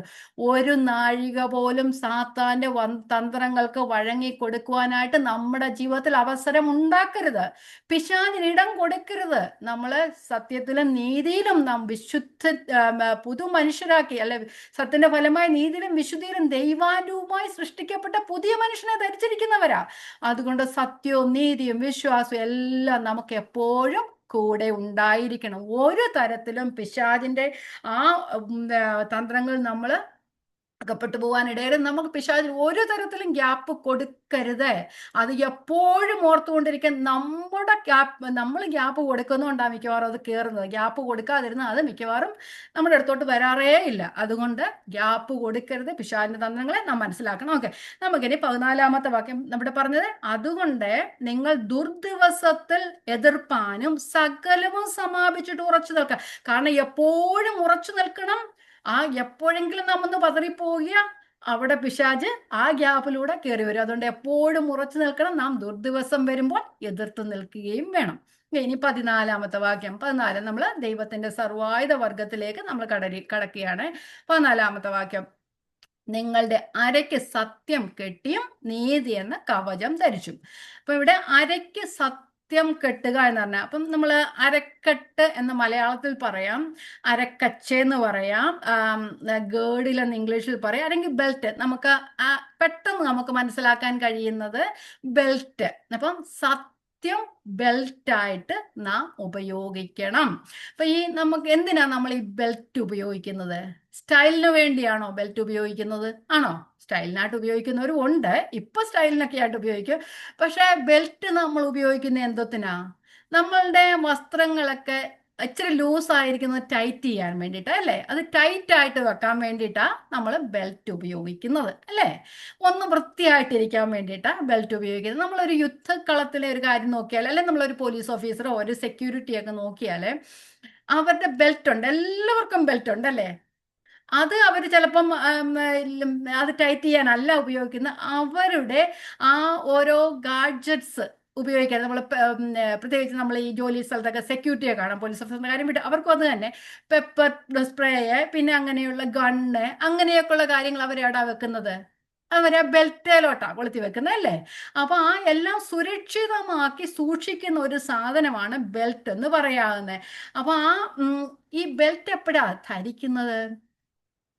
ഈ ബെൽറ്റ് ഒരു ജോലിക്ക് പോകാനായിട്ട് തുടങ്ങുന്ന സമയത്തല്ലേ ബെൽറ്റ് ധരിക്കുന്നത്. വെറുതെ ചുമ്മാ നേരത്ത് ബെൽറ്റ് കെട്ടുകയൊന്നുമല്ല. എല്ലാ കാര്യങ്ങളും ജോലിക്ക് പോകാനായി എല്ലാ കാര്യങ്ങളും സജ്ജമാക്കി വെച്ചതിന് ശേഷമാണ് ആ ബെൽറ്റ് ധരിക്കുന്നത്. അപ്പൊ ഇവിടെയാണ് ആ വസ്ത്രവും മറ്റുള്ളതെല്ലാം ഗാഡ്ജസ്റ്റ് സുരക്ഷിതമാക്കി റെഡിയാക്കി വെക്കാനാണ് വെക്കുന്നത്. അല്ലാതെ ഇതൊന്നും ഇല്ലാതെ ബെൽറ്റ് ഇട്ടിട്ട് ഒരു പോരാളിക്ക് കാര്യമില്ല. അതുകൊണ്ട് എപ്പോഴും ധരിക്കേണ്ട, ഒരു യുദ്ധക്കളത്തിൽ ഒരു ജോലിക്ക് പോകുമ്പോൾ, വീട്ടിൽ നിൽക്കുമ്പോൾ ബെൽറ്റ് ധരിക്കേണ്ട കാര്യമില്ല. അപ്പം ജോലിക്ക് പോകുമ്പോൾ നമ്മളൊരു യുദ്ധക്കളത്തിലാണ്, നമ്മൾ എപ്പോഴും പോരാണ്ടത്. നമ്മൾ ആ ദൈവഭവനത്തിലേക്ക് വീണ്ടും ജനിച്ച ആ നാൾ മുതൽ നാം ഈ ലോകത്തിൽ പോകുന്നത് വരെ നമുക്ക് പോരാട്ടമുള്ളത്. അപ്പം നമ്മൾ എപ്പോഴും സത്യമെന്ന് ഓർക്കണം. ബെൽറ്റ് എപ്പോഴും നാം ധരിക്കണം. അതുപോലെ സത്യം നാം എപ്പോഴും ധരിച്ചുകൊണ്ടേ ഇരിക്കണം. അപ്പൊ എപ്പോഴും നമ്മൾ സത്യം ധരിച്ച് റെഡി ആയിരിക്കണം, ഉറച്ചു നിൽക്കണം. ഇവിടെ ബെൽറ്റ് എപ്പോഴും ധരിക്കുന്നത് പോലെ എപ്പോഴും സത്യം ധരിക്കണം. നമ്മുടെ ഒരു ജീവിതത്തിലെ എല്ലാ പോരാട്ടത്തിലും അടിസ്ഥാനമായിരിക്കുന്നത് സത്യമാണ്. അപ്പം നമ്മൾ ഈ സത്യം എന്ന് പറയുമ്പോൾ ഒരു വിശ്വാസിയുടെ സത്യസന്ധതയും ആത്മാർത്ഥതയും കുറിച്ചല്ല ഇവിടെ പറയുന്നത്. നമ്മൾ സാധാരണ എഫെസ്യ ലേഖനം 6-ാം അധ്യായമൊക്കെ വായിക്കുമ്പോൾ സത്യം, നമ്മൾ ഇതൊക്കെ വായിക്കുമ്പോൾ നമ്മുടെ സത്യമായിരിക്കും, നാം സത്യത്തിൽ നടക്കണം, നാം നീതിയിൽ നടക്കണം, ഇതൊക്കെ ആ കാര്യത്തെക്കുറിച്ചല്ല ഇവിടെ പറയുന്നത്. നമ്മുടെ സത്യസന്ധതയും ആത്മാർത്ഥതയും കുറിച്ചല്ല ഇവിടെ പറയുന്നത്. തീർച്ചയായിട്ടും നാം ആത്മാർത്ഥതയും സത്യസന്ധതയും ഉള്ളവരായിരിക്കണം. എഫെസ്യർ 4:15 ഇങ്ങനെ പറയുന്നു, സ്നേഹത്തിൽ സത്യം സംസാരിക്കണമെന്ന് പറയുന്നുണ്ട്, അല്ലേ? അതുപോലെ തന്നെ 4:25 പറയുന്നുണ്ട്, ഭോഷ്ക് ഉപേക്ഷിച്ച് കൂട്ടുകാരനോട് സത്യം സംസാരിക്കണം. നാം എപ്പോഴും സത്യസന്ധതയും ആത്മാർത്ഥതയും ഉള്ളവരായിരിക്കണം. പക്ഷെ ആ സത്യസന്ധതയെക്കുറിച്ചും ആ ആത്മാർത്ഥതയെക്കുറിച്ചും ഒന്നുമല്ല ഇവിടെ പറയുന്നത്. അങ്ങനെയാണെങ്കിൽ നമ്മേക്കാൾ സത്യസന്ധരും ആത്മാർത്ഥമുള്ളവരുമായ അനേകം ആൾക്കാർ ഈ ലോകത്തിൽ ഉണ്ട്. അപ്പൊ അങ്ങനെയുള്ളവരോടൊന്നുമല്ല സാത്താന് പോരാട്ടമുള്ളത്. അങ്ങനെയാണെങ്കിൽ അങ്ങനെ നമ്മുടെ സത്യസന്ധതയും ആത്മാർത്ഥതയും കൊണ്ടൊന്നും നമുക്ക് സാത്താനെ പോരാടുക അല്ലെങ്കിൽ എതിർക്കുവാനായിട്ടോ നമുക്ക് വിജയിക്കുവാനായിട്ടോ കഴിയത്തില്ല. അപ്പൊ ഇവിടെ അപ്പോൾ സത്യം എന്ന് പറയുന്നത് വേദപുസ്തകത്തിലെ സത്യവചനങ്ങളെയാണ് സത്യമെന്ന് പറയുന്നത്. അപ്പൊ എന്തിനെയാണ് സത്യമെന്ന് പറയുന്നത്? ബൈബിളിലെ സത്യവചനമാണ്. ഈ വചനമാണ് സത്യം എന്ന് പറയുന്നത്. കർത്താവായ യേശു ക്രിസ്തു എങ്ങനെയാ പറയുന്നത്? ഞാൻ യോഹന്നാൻ 8:31-32 വായിക്കാം. അവിടെ പറയുന്നത് സത്യം അറിയുകയും സത്യം നിങ്ങളെ സ്വതന്ത്രരാക്കുകയും ചെയ്യുന്നു. ആ സത്യമാണ് നമ്മെ സ്വതന്ത്രമാക്കുന്നത്. കാരണം ആ സത്യം അറിഞ്ഞതുകൊണ്ടാണ് നാം സാത്താന്റെ അധികാരത്തിൽ നിന്ന് വിടുവിച്ച് നമ്മെ സ്നേഹസ്വരൂപന്റെ രാജ്യത്തിലേക്കാകുവാൻ നമ്മെ പ്രാപ്തരാക്കിയത്. ആ സത്യമാണ് നമ്മെ വിടുവിച്ചത്. ആ സത്യം എന്ന വചനം എന്ന സത്യം നാം അറിഞ്ഞിരിക്കണം. ഒന്ന് വായിക്കാം. യോഹന്നാന്റെ സുവിശേഷം 8:31-32. തന്നിൽ വിശ്വസിച്ച യഹൂദന്മാരോട് യേശു, എന്റെ വചനത്തിൽ നിലനിൽക്കുന്നു എങ്കിൽ നിങ്ങൾ വാസ്തവമായി എന്റെ ശിഷ്യന്മാരായി. സത്യം അറിയുകയും സത്യം നിങ്ങളെ സ്വതന്ത്രരാക്കുകയും ചെയ്യുന്നു. എവിടുന്ന് സ്വതന്ത്രരാക്കുന്നത്? ശത്രുവിന്റെ പക്ഷത്ത് നിന്ന് നമ്മെ സ്വതന്ത്രരാക്കിയ സത്യമാണ്. ആ സത്യത്തെ കുറിച്ചാണ് പറയുന്നത്. അപ്പം അവിടെ കർത്താവ് പറഞ്ഞത് നിങ്ങൾ സത്യം ചെയ്യുന്നതല്ല, ദൈവത്തിന്റെ വചനമെന്ന സത്യമാണ് നാം അരയ്ക്ക് ബെൽറ്റായി കെട്ടേണ്ടത്. അത് ബെൽറ്റ് എപ്പോഴും കെട്ടുന്നത് പോലെ വചനം നമ്മോട് കൂടെ എപ്പോഴും ഉണ്ടായിരിക്കുകയാണ്. അപ്പൊ അതുപോലെ വചനത്തിന്റെ സത്യത്തിൽ നാം നിലനിൽക്കുക. നമ്മൾ കർത്താവായ യേശു ക്രിസ്തുവിന്റെ മധ്യസ്ഥ പ്രാർത്ഥനയെ കുറിച്ച് പഠിക്കുമ്പോൾ യോഹന്നാന്റെ സുവിശേഷം മഹാപുരോഹിത പ്രാർത്ഥന, യോഹന്നാന്റെ സുവിശേഷം 17-ാം അധ്യായത്തിന്റെ 17 മുതൽ 20 വരെയുള്ള വാക്യങ്ങൾ തന്നിൽ വിശ്വസിക്കുന്നവർക്ക് അല്ലെ ശിഷ്യന്മാർക്കും അവരിലൂടെ ഇനി ദൈവത്തെ അറിയുവാനുള്ള നമ്മൾക്കു വേണ്ടിയും കർത്താവ് പ്രാർത്ഥിച്ച ആ പ്രാർത്ഥന നമുക്കൊന്ന് വായിക്കാം. നാം സത്യത്തിൽ നിലനിൽക്കണമെന്നാണ് പ്രാർത്ഥിച്ചത്. വായിക്കാം. 17 മുതലുള്ള വാക്യങ്ങൾ. സത്യത്താൽ അവരെ വിശുദ്ധീകരിക്കണമേ, നിന്റെ വചനം സത്യമാകുന്നു. നീ എന്നെ ലോകത്തിലേക്ക് അയച്ചതുപോലെ ഞാൻ അവരെയും ലോകത്തിലേക്ക് അയക്കുന്നു. അവരും സാക്ഷാൽ വിശുദ്ധീകരിക്കപ്പെട്ടവർ ആകേണ്ടതിന് ഞാൻ അവർക്ക് വേണ്ടി എന്നെ തന്നെ വിശുദ്ധീകരിക്കുന്നു. ഇവർക്കു വേണ്ടി മാത്രമല്ല, ഇവരുടെ വചനത്താൽ എന്നിൽ വിശ്വസിക്കാനിരിക്കുന്നവർക്ക് വേണ്ടിയും ഞാൻ അപേക്ഷിക്കുന്നു. അപ്പൊ ആ വചനത്താലാണ്, ആ സത്യവചനത്താലാണ് നാം രക്ഷിക്കപ്പെട്ടത്, അല്ലെങ്കിൽ നാം ദൈവമക്കളായി തീർന്ന്. ആ വചനമാണ് നമ്മെ ഓരോ ദിവസവും സാത്താന്റെ കയ്യിൽ നിന്ന് വിടുവിപ്പാനായി ദൈവം നമുക്ക് തന്നിരിക്കുന്ന ആയുധം എന്ന് പറയുന്നത്. അപ്പൊ നാം സത്യം അറിയുന്നവരായിരിക്കണം. അപ്പൊ സത്യം അറിയണമെങ്കിൽ നമ്മളെ ദിവസവും ദൈവത്തിന്റെ വചനം പഠിക്കണം. കർത്താവ് പറയുന്നുണ്ട്, ഞാൻ എൻ്റെ സഭയെ പണിയും, സാത്താന്യ ഗോപുരങ്ങൾ, ആ പാതാള ഗോപുരങ്ങൾ അതിനെ തകർത്ത് കളയുവാൻ കഴിയത്തില്ലെന്ന് പറയുന്നുണ്ടല്ലേ. സഭയെ പണിതത് ദൈവത്തിന്റെ വചനത്താലാണ്. ദൈവത്തിന്റെ വചനത്താലാണ് സഭയെ പണിതത്. ഇനി പണിതുകൊണ്ടിരിക്കുന്നതും സഭ എന്ന് പറയുന്നത് ആരാ? കെട്ടിടമല്ലല്ലോ. ദൈവത്തിൽ വിശ്വസിക്കുന്ന ഓരോരുത്തരും, നമ്മൾ ഓരോരുത്തരുമാണ് സഭ എന്നുള്ളത്. അപ്പൊ സഭയെ പണിയുന്നത്, നമ്മെ പണിയുന്നത് ആ അദൃശ്യമായ സഭ, ഗ്ലോബൽ ചർച്ച് അല്ലെ. അപ്പൊ ആ യൂണിവേഴ്സൽ ചർച്ചിനെ ദൈവം പണിയുന്ന തൻ്റെ വചനത്താലാണ്. അപ്പൊ സുവിശേഷ സത്യങ്ങൾ നിലനിന്നാൽ മാത്രമേ നാം ദുരുപദേശങ്ങളെ മനസ്സിലാക്കുവാനും, സാത്താൻ ദുരുപദേശമാണ് പ്രയോഗിക്കുന്നത്, ആ ദുരുപദേശങ്ങളെ എതിർത്ത് നിൽപ്പാനും നമുക്ക് കഴിയുകയുള്ളൂ. അപ്പൊ നാം ചിട്ടയോടെ ദൈവവചനം പഠിക്കണം. സെൽഫ് ഡിസിപ്ലിൻ ആവശ്യമാണ് ദൈവവചനം പഠിക്കുന്നതിന്. ബെൽറ്റ് ലൂസായിരിക്കുന്നതിനെ ഒക്കെയും ക്രമപ്പെടുത്തുന്നത് പോലെ ഈ സത്യം നമ്മൾ ലൂസായി കിടക്കുന്ന പല സംശയങ്ങളെയും മാറ്റുവാനായിട്ട് കഴിയും. നാം നമ്മെ തന്നെ ഡിസിപ്ലിൻ ചെയ്യണം. ഒരു ഓഫീസർ ബെൽറ്റ് ധരിക്കാതെ പോയിട്ട് കാര്യമൊന്നും ഇല്ലല്ലേ. ബെൽറ്റ് ധരിച്ചില്ല, കാണാൻ തന്നെ ഒരു അശുദ്ധിയാണത്, അല്ല ഒരു വൃത്തിയില്ല. അപ്പോൾ അത് അവരുടെ ഗാഡ്ജറ്റ്സ് എല്ലാം അതിനകത്ത് ക്രമപ്പെടുത്തി വെക്കുന്നത് പോലെ സത്യം നാം അറിയണം. സത്യം നമ്മെ സ്വതന്ത്രരാക്കും. അസത്യത്തിൽ നിന്ന് അകപ്പെടാതെ വണ്ണം ദൈവം നമ്മെ സ്വതന്ത്രരാക്കുന്ന ദൈവത്തിന്റെ വചനത്താലാണ്. ഈ പിശാചിനെ ഞാൻ പറഞ്ഞ ശാസിച്ചിട്ടുണ്ടോന്നും ഒരു കാര്യവുമില്ല. ശാസിച്ചാലും പോകത്തില്ല. നൂറ്റാണ്ടുകളായിട്ട് അവിടെ നിലനിൽക്കുന്നുണ്ട്. ഇത്രയും കാലം ആൾക്കാർ മുഴുവൻ ശാസിച്ചിട്ട് ഇതുവരെ പോയിട്ടില്ല. അതുകൊണ്ട് ഇനി നമ്മളെ ശാസിച്ചാലും പോകുന്ന നമുക്ക് വിചാരിക്കേണ്ട. അതുകൊണ്ട് സത്യം അറിയണം. നാം എതിർത്ത് നിൽക്കണം. നാം പോയി പോരാടുക അല്ല ചെയ്യേണ്ടത്. നാം എതിർത്ത് നിൽക്കണം. സത്യത്തെ നിലനിന്ന് കഴിഞ്ഞാൽ നമുക്കെതിരെ കൊണ്ടുവരുന്ന ദുരുപദേശങ്ങളെ നമുക്ക് മനസ്സിലാകുവാനും അതിൽ നിന്ന് നാം ഒഴിവാകുവാനും നമുക്ക് കഴിയും. നമ്മൾ 2 തീമോഥെയോസ് 2:3-4 കഴിഞ്ഞ ക്ലാസ്സിലും വായിച്ച വാക്യമാണ് പറയുന്നത്. നമ്മൾ ഒരു പോരാട്ടക്കളത്തിലാണ്. ആ പോരാട്ടക്കളത്തിൽ നമ്മൾ ആയിരിക്കുമ്പോൾ നമ്മൾ വേറെ ഒരു ജീവനകാര്യങ്ങളിൽ ഏർപ്പെടുവാനായിട്ട് പാടില്ല. ഇവിടെ വായിക്കാൻ 2 തീമോഥെയോസ് 2:3-4 ക്രിസ്തുവേശുവിന്റെ നല്ല ഭടനായി നീ എന്നോടുകൂടെ കഷ്ടം സഹിക്കുക.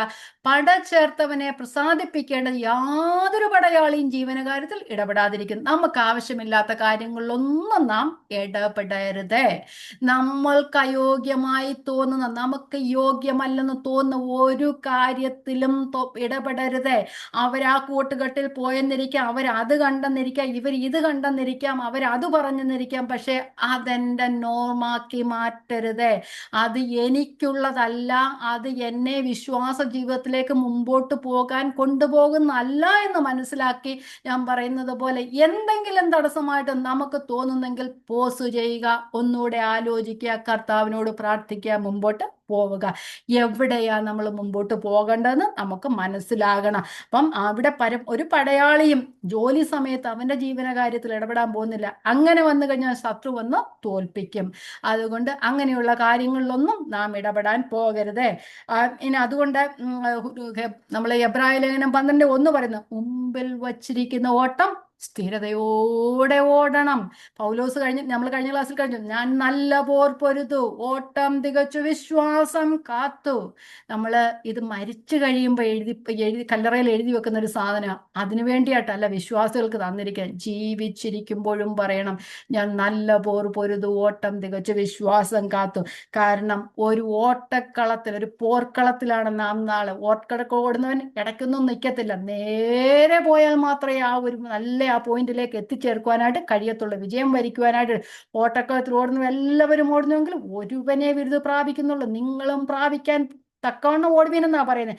നമ്മുടെ ട്രാക്ക് തെറ്റിയാൽ നമ്മൾ തോറ്റുപോകും. ട്രാക്ക് തെറ്റരുത്. നേരെ ഓടുക. ആരെ നോക്കി ഓടണം? ക്രിസ്തുവിനെ നോക്കി ഓടണം. വിശ്വാസത്തിന്റെ നായകനും പൂർത്തി വരുന്നവനെ ക്രിസ്തുവിനെ നോക്ക്. നമ്മളിലേക്ക് മുമ്പിൽ ഒരു ഓട്ടം വെച്ചിട്ടുണ്ട്, അത് മുമ്പോട്ട് തന്നെ ഓടുക. അപ്പം നാം അതുകൊണ്ട് വചനം നന്നായി അറിയണം, തിറവ് പ്രാപിക്കണം വചനത്തില്. കാരണം എന്നാൽ മാത്രമേ ശത്രു പോരാടുന്ന ആയുധങ്ങളെ, നമുക്ക് കൊണ്ടുവരുന്ന ആ തന്ത്രങ്ങളെ നമുക്ക് മനസ്സിലാക്കുവാനായിട്ട് കഴിയും. അപ്പം നമ്മൾ ആരുടെ വശീകരണ വാക്കുകളാലും നാം തന്ത്രങ്ങളിൽ നാം കുടുങ്ങിപ്പോകരുത്. കാറ്റിനാൽ ഉലയുന്ന ശിശുക്കൾ എന്ന പോലെ ലോകത്തിന്റെ ആ കാര്യങ്ങളിലൊന്നും നാം ഇടപെടാതെ നേരോട്ട് പോയിരിക്കുക. നമ്മളെ പറഞ്ഞു വരുമ്പോൾ വചനം എന്നത്, സത്യം എന്നത് ക്രിസ്തു തന്നെയാണ്.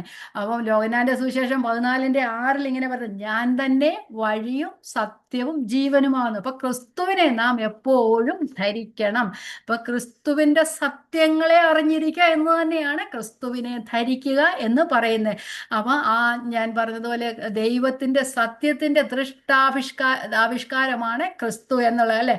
ആദിയിൽ വചനം ഉണ്ടായിരുന്നു, വചനം ദൈവമായിരുന്നു, വചനം ദൈവത്തോട് കൂടി ഇരുന്നു. ആദിയിൽ ആ വചനമായിരുന്നവൻ ജഡത്തിൽ വെളിപ്പെട്ടതാണ് ക്രിസ്തു, അല്ലെ?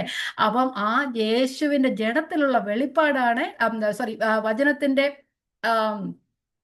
ജഡത്തിലുള്ള വെളിപ്പാടാണ് യേശു എന്ന് പറയുന്നത്. അപ്പൊ ക്രിസ്തുവിന്റെ ആ ക്രിസ്തുവിനെ അറിയുന്നത് മൂലം, ക്രിസ്തുവിന്റെ സത്യങ്ങളെ അറിയുന്ന മൂലം, വചനത്തിന്റെ സത്യങ്ങളെ അറിയുന്ന മൂലം ആ സത്യം അറിയുകയും സത്യം നമ്മെ സ്വതന്ത്രരാക്കുകയും സാത്താന്റെ ആ ഒരു ആക്രമണത്തിൽ നമ്മെ സ്വതന്ത്രരാക്കുകയും ചെയ്യും. നമ്മളെ ഒരു ക്രിസ്തുവിനോടുകൂടെ നാം ജീവിക്കുമ്പോൾ, ക്രിസ്തുവിന്റെ സത്യങ്ങളെ അറിഞ്ഞ് ജീവിക്കുമ്പോൾ, ക്രിസ്തുവിനെ മുറുകെ പിടിക്കുകയും ക്രിസ്തുവിനെ ധരിച്ചുകൊണ്ട് ജീവിക്കുമ്പോൾ ആ പോരാട്ടത്തിൽ നമുക്ക് വിജയിക്കുവാനും ഒരു ജയജീവിതം നയിക്കുവാനും നമുക്ക് കഴിയും. അപ്പൊ ഇവിടെ നമ്മളിവിടെ പ്രതിരോധ പ്രതിരോധിക്കാനാണ് വചനം നമുക്ക് തന്നിരിക്കുന്നത്. നമ്മൾ 17-ാം വാക്യത്തിൽ പറയുന്നത് ഒഫൻസീവ് വെപ്പൺ ആയിട്ടാണ് നമുക്ക് അവിടെ തന്നിരിക്കുന്നത്. ഇവിടെ ഈ കാര്യങ്ങളിൽ ഈ 6 കാര്യം പറഞ്ഞ 2 പ്രാവശ്യം വചനമുണ്ട്. ഈ സത്യമെന്ന വചനം ഇവിടെ പറയുന്നുണ്ട്, അതുപോലെ തന്നെ ആത്മാവിന്റെ വാളെന്ന വചനത്തെക്കുറിച്ച് പറയുന്നുണ്ട്. ഇവിടെ സത്യം നമുക്ക് തന്നിരിക്കുന്ന പ്രതിരോധിക്കാനാണ്. കാരണം നമുക്ക് അറിയണം, അത് സത്യം അറിഞ്ഞിട്ടാൽ നാം ദുരുപദേശത്തോടെ എതിർത്ത് നിൽക്കാനായിട്ട് കഴിയും, അതിൽ നിന്ന് മാറി നിൽക്കാനായിട്ട് കഴിയും, അല്ലേ? അപ്പൊ അത് നമ്മൾ എപ്പോഴും സത്യം നമ്മൾ ധരിച്ചുകൊണ്ടേ ഇരിക്കണം. ദൈവത്തിന്റെ വചനങ്ങളെ നമ്മൾ എപ്പോഴും ഇങ്ങനെ ഹൃദയത്തിൽ സംഗ്രഹിച്ച് പൊയ്ക്കൊണ്ടേ ഇരിക്കണം. അപ്പൊ 17-ാം വാക്യത്തിൽ പറഞ്ഞ ഒഫൻസീവായിട്ട് അത് ആവശ്യം വരുമ്പോൾ നാം അതിനെ ഉപയോഗിക്കുക, അത് മാത്രമേ നമുക്ക് ഉപയോഗിക്കാനായിട്ട് തന്നിട്ടുള്ളൂ. അപ്പൊ ആ സത്യം നാം വിശ്വസിക്കണം, ആ സത്യം നാം മനസ്സിലാക്കണം, അതിനനുസരിച്ച് പ്രവർത്തിക്കണം. അല്ലാത്ത പക്ഷം ആ സാത്താനെ പ്രതിരോധിക്കാനോ തന്ത്രങ്ങളോട് എടുത്തു നിൽപ്പാനോ നമുക്ക് കാര്യമില്ല. അപ്പൊ അരയ്ക്ക് നാം സത്യം കെട്ടുക, എന്നാൽ ദൈവവചന സത്യത്തിലും ക്രിസ്തുവിലും നാം നിലനിൽക്കുക എന്നുള്ളതാണ്. അപ്പം അവിടെ നമ്മൾ അരയ്ക്ക് സത്യം കെട്ടുക എന്ന് പറഞ്ഞാൽ ദൈവവചന സത്യത്തിലും ക്രിസ്തുവിലും നാം നിലനിൽക്കുക എന്നാണ്. അല്ലെങ്കിൽ ക്രിസ്തുവിനാൽ നാം നിറയണം, ദൈവത്തിന്റെ വചനത്താൽ നമ്മുടെ ഹൃദയം നിറയണം. നമുക്കറിയാം സാത്താൻ പല തന്ത്രങ്ങൾ മെനഞ്ഞെടുക്കുക. നമ്മുടെ കർത്താവായ യേശുവിനെ മത്തായി 4-ാം അധ്യായത്തിൽ ഞാൻ എടുക്കുന്നില്ല, കർത്താവിനെ പരീക്ഷിക്കാനായിട്ട് വന്നപ്പോഴേ എന്തുവാ വചനമാ ഉപയോഗിച്ചതല്ലേ. അപ്പം വചനത്തിന്റെ കുറച്ച് സത്യങ്ങളൊക്കെ പറഞ്ഞ് എന്നിട്ട് കർത്താവ് പറയുന്നുണ്ട് അവിടെ അങ്ങനെയും കൂടെ എഴുതിയിരിക്കുന്നതല്ലേ. അപ്പം ചെറിയ ഹാഫ് ട്രൂത്ത് നമ്മളോട് പറഞ്ഞുകൊണ്ട് വരും, പക്ഷെ മുഴുവൻ സത്യം നമ്മൾ അറിയണം. ആ വാക്യം ഒന്ന് വായിച്ചു പോകാൻ എടുക്കണ്ട. മത്തായി 4-ന്റെ 6-ഉം 7-ഉം വാക്യങ്ങൾ. നീ ദൈവോത്തരനെങ്കിൽ താഴോട്ട് ചാടുക, നിന്നെക്കുറിച്ച് തൻ്റെ ദൂതന്മാരോട് കൽപ്പിക്കും, നിന്റെ കല്ലിനോട് തട്ടാതെ വണ്ണം നിന്നെ കയ്യിൽ താങ്ങിക്കൊള്ളുമെന്ന് എഴുതിയിരിക്കുക. അവിടെ എന്നാ തെറ്റുപറ്റിയത്? 91-ാം സങ്കീർത്തനത്തിലല്ലേ അവിടെ പറയുന്നത് നീ വീണാലെന്നാ പറഞ്ഞത്, ഇവിടെ ചാടിയാൽ എന്നല്ല പറയുന്നത്, അല്ലേ? ഇവിടെ പറഞ്ഞത് നീ ചാടിയാൽ എന്നാ പറഞ്ഞത്. ചെറിയ വാക്കാണ്, ചാടുന്നതും വീഴുന്നതും തമ്മിലേ. അപ്പൊ അത് നമ്മൾ മനസ്സിലാക്കി. യേശു അവനോട് പറഞ്ഞത് നിന്റെ ദൈവമായ കർത്താവിനെ പരീക്ഷിക്കരുത് എന്നും കൂടെ എഴുതിയിരിക്കുന്നത്. അപ്പൊ ഈ സാത്താൻ തന്ത്രങ്ങളുമായിട്ട് വരുമ്പോഴേ, പ്രത്യേകിച്ച് ഈ തന്ത്രങ്ങൾ വരുന്നത് നമ്മൾ ഈ വേറെ വചനങ്ങളൊക്കെ കേൾക്കുമ്പോഴാണ്. അപ്പൊ അന്നേരം നമ്മൾ ഓർക്കണം, ഇങ്ങനെയും കൂടെ അവിടെ എഴുതിയിട്ടില്ലേ? കാരണം സംശയം ജനിപ്പിക്കുക, അതാണോ സത്യമെന്ന് സംശയം ജനിപ്പിക്കുക. അപ്പൊ ഇങ്ങനെയും കൂടെ അവിടെ എഴുതിയിട്ടില്ലേ? അപ്പം കർത്താവ് പറഞ്ഞതുപോലെ തന്നെ നമ്മളും നോക്കണം, ഇത് സത്യം എന്താണെന്ന് മനസ്സിലായി. ഏദൻ തോട്ടത്തിൽ സംഭവിച്ച അതേ സംഭവമാണ്, അല്ലേ? അങ്ങനെ ദൈവം നിന്നോട് പറഞ്ഞിട്ടുണ്ടോ? ഓക്കെ, നോക്കരുതെന്ന് പറഞ്ഞിട്ട് തുടരുതെന്നും കൂടെ പറഞ്ഞിട്ടുണ്ട്. അതൊക്കെ ആവശ്യമില്ലാതെ പറഞ്ഞത്, അല്ലേ? അപ്പൊ അത് എക്സ്ട്രാ ആണത്. എക്സ്ട്രാ പറയുന്ന കാര്യങ്ങൾ നമ്മൾ മനസ്സിലാക്കാനായിട്ട് നമുക്ക് എന്തുവാ ആദ്യം പ്രാർത്ഥിക്കണ്ടേ? വിവേചനത്തിന് വേണ്ടി നാം പ്രാർത്ഥിക്കണം. അപ്പം ദൈവത്തിന്റെ മക്കൾ വിവേചനത്തിന് വേണ്ടി പ്രാർത്ഥിക്കണം. അപ്പം നമ്മൾ നല്ലതറിഞ്ഞാൽ മാത്രമേ അസത്യത്തിലേക്ക് നമ്മെ കൊണ്ടുപോകുന്ന ഏത് ദുരുപദേശത്തെയും നമുക്ക് എതിർത്ത് നിൽക്കാനായിട്ട് കഴിയുകയുള്ളൂ. സകലവും സത്യത്താൽ നാം പരിശോധിക്കണം. നാം നേരെയുള്ള പാതയിലാണോ പോകുന്നത്? നാം വചനം പഠിച്ച് തുറവു പ്രാർത്ഥിക്കുക. നമ്മള് പുറപ്പാട് പുസ്തകത്തിലെ എബ്രായ സൂതി കർമ്മികളെ കുറിച്ച് നമ്മൾ പറയുന്നത് അവര് തിറവുള്ളവരായിരുന്നു എന്നാ പറയുന്നത്, അല്ലേ? അവർക്കറിയാവുന്ന പറയുന്നത്. അപ്പം തിറവുള്ളവരായിരിക്കണം, വചനം പഠിച്ച് നല്ല തിറവ് പ്രാപിക്കണം. നമ്മൾ തിരിച്ചറിയാൻ, നമ്മൾ സത്യം അറിഞ്ഞാൽ മാത്രമേ നമുക്ക് പോഷ്ക്ക് മനസ്സിലാക്കുവാനായിട്ട് കഴിയുകയുള്ളൂ. ദൈവവചനം നമ്മെ സത്യത്തിൽ നിലനിൽക്കാൻ സഹായിക്കും. ദൈവവചനം കാണാതെ പഠിക്കുക, അത് ഹൃദയത്തിൽ സംഗ്രഹിക്കുക. നമ്മളെ പരിശുദ്ധാത്മാവിനാൽ നാം നടത്തപ്പെടുന്നവരാ, അല്ലേ? പരിശുദ്ധാത്മാവ് നമുക്കൊരു പ്രതികൂല സാഹചര്യങ്ങൾ വരുമ്പം നമ്മുടെ ഹൃദയങ്ങളെ അറിയുന്ന ആദിയിൽ തന്നെ അവസാനവും പൂർവ്വകാലത്ത് തന്നെ മേലാൽ സംഭവിക്കാനുള്ളത് അദൃശ്യ ലോകത്തിലെ പോരാട്ടങ്ങൾ നമുക്ക് കാണുവാനായിട്ട് കഴിയത്തില്ല. പക്ഷെ നമ്മളിലുള്ള പരിശുദ്ധാത്മാവിന് അത് വിവേചിച്ചു തരുവാൻ കഴിയുമ്പോൾ, നമ്മോട് ആ വചനത്തിന്റെ സത്യം നമ്മളോട് സംസാരിക്കുമ്പോൾ, പക്ഷെ നമുക്ക് വചനം നമ്മളിൽ ഇല്ലെങ്കിൽ എങ്ങനെയാ നമ്മോട് സംസാരിക്കുന്നത്? പണ്ടത്തെ കാലത്ത് അവർക്ക് ദൈവവചനം ഒന്നും എഴുതി കൊടുക്കാത്ത സമയത്ത് മോശയോടും, അല്ലേ, അബ്രഹാമിനോടും ശമൂവേലിനോടും ഒക്കെ നേരിട്ട് സംസാരിച്ചു. പക്ഷെ ഇവിടെ നമുക്ക് 66 പുസ്തകം എഴുതി തന്നിട്ടുണ്ട്. നമുക്ക് ഈ ലോകത്തിലെ കാര്യങ്ങൾ മുഴുവൻ പഠിക്കാൻ സമയമുണ്ട്. ഇവിടെ ഇരിക്കുന്നവരെല്ലാവരും വിദ്യാഭ്യാസമുള്ളത്, PhD വരെ ചെയ്യുന്നവരുണ്ട് ഇതിനകത്ത്. നിങ്ങൾ ആരും പുസ്തകം പഠിക്കാതല്ല വന്നേക്കുന്നത്, അല്ലേ? പഠിക്കാതല്ല ഈ പരീക്ഷ ഒന്നും പാസ്സായത്. പക്ഷെ എന്തിനാ പഠിച്ചത്? ഇതൊക്കെ പാസ്സായി വരാനാ, അല്ലേ പഠിച്ചത്? അപ്പൊ നമ്മളും നമ്മൾ ഈ ലോകത്തിൽ നമ്മെ ദൈവമക്കളായിട്ട് വിളിച്ചപ്പോൾ നമുക്ക് വലിയൊരു തേജസ്കരണത്തിന്റെ ആ പരീക്ഷ നമുക്കവിടെ അത് വെച്ചിട്ടുണ്ട്. നമുക്കൊരു കിരീടം വെച്ചിരിക്കുക. ആ കിരീടം നമുക്ക് പ്രാപിക്കണമെങ്കിൽ ഈ പരീക്ഷകളൊക്കെ നേരിടണം. ആ നേരിടണമെങ്കിൽ നമ്മൾ ഈ ദൈവവചന ഈ ഒരു ചെറിയ പുസ്തകമാണ് നമുക്ക് തന്നേക്കുന്നത്.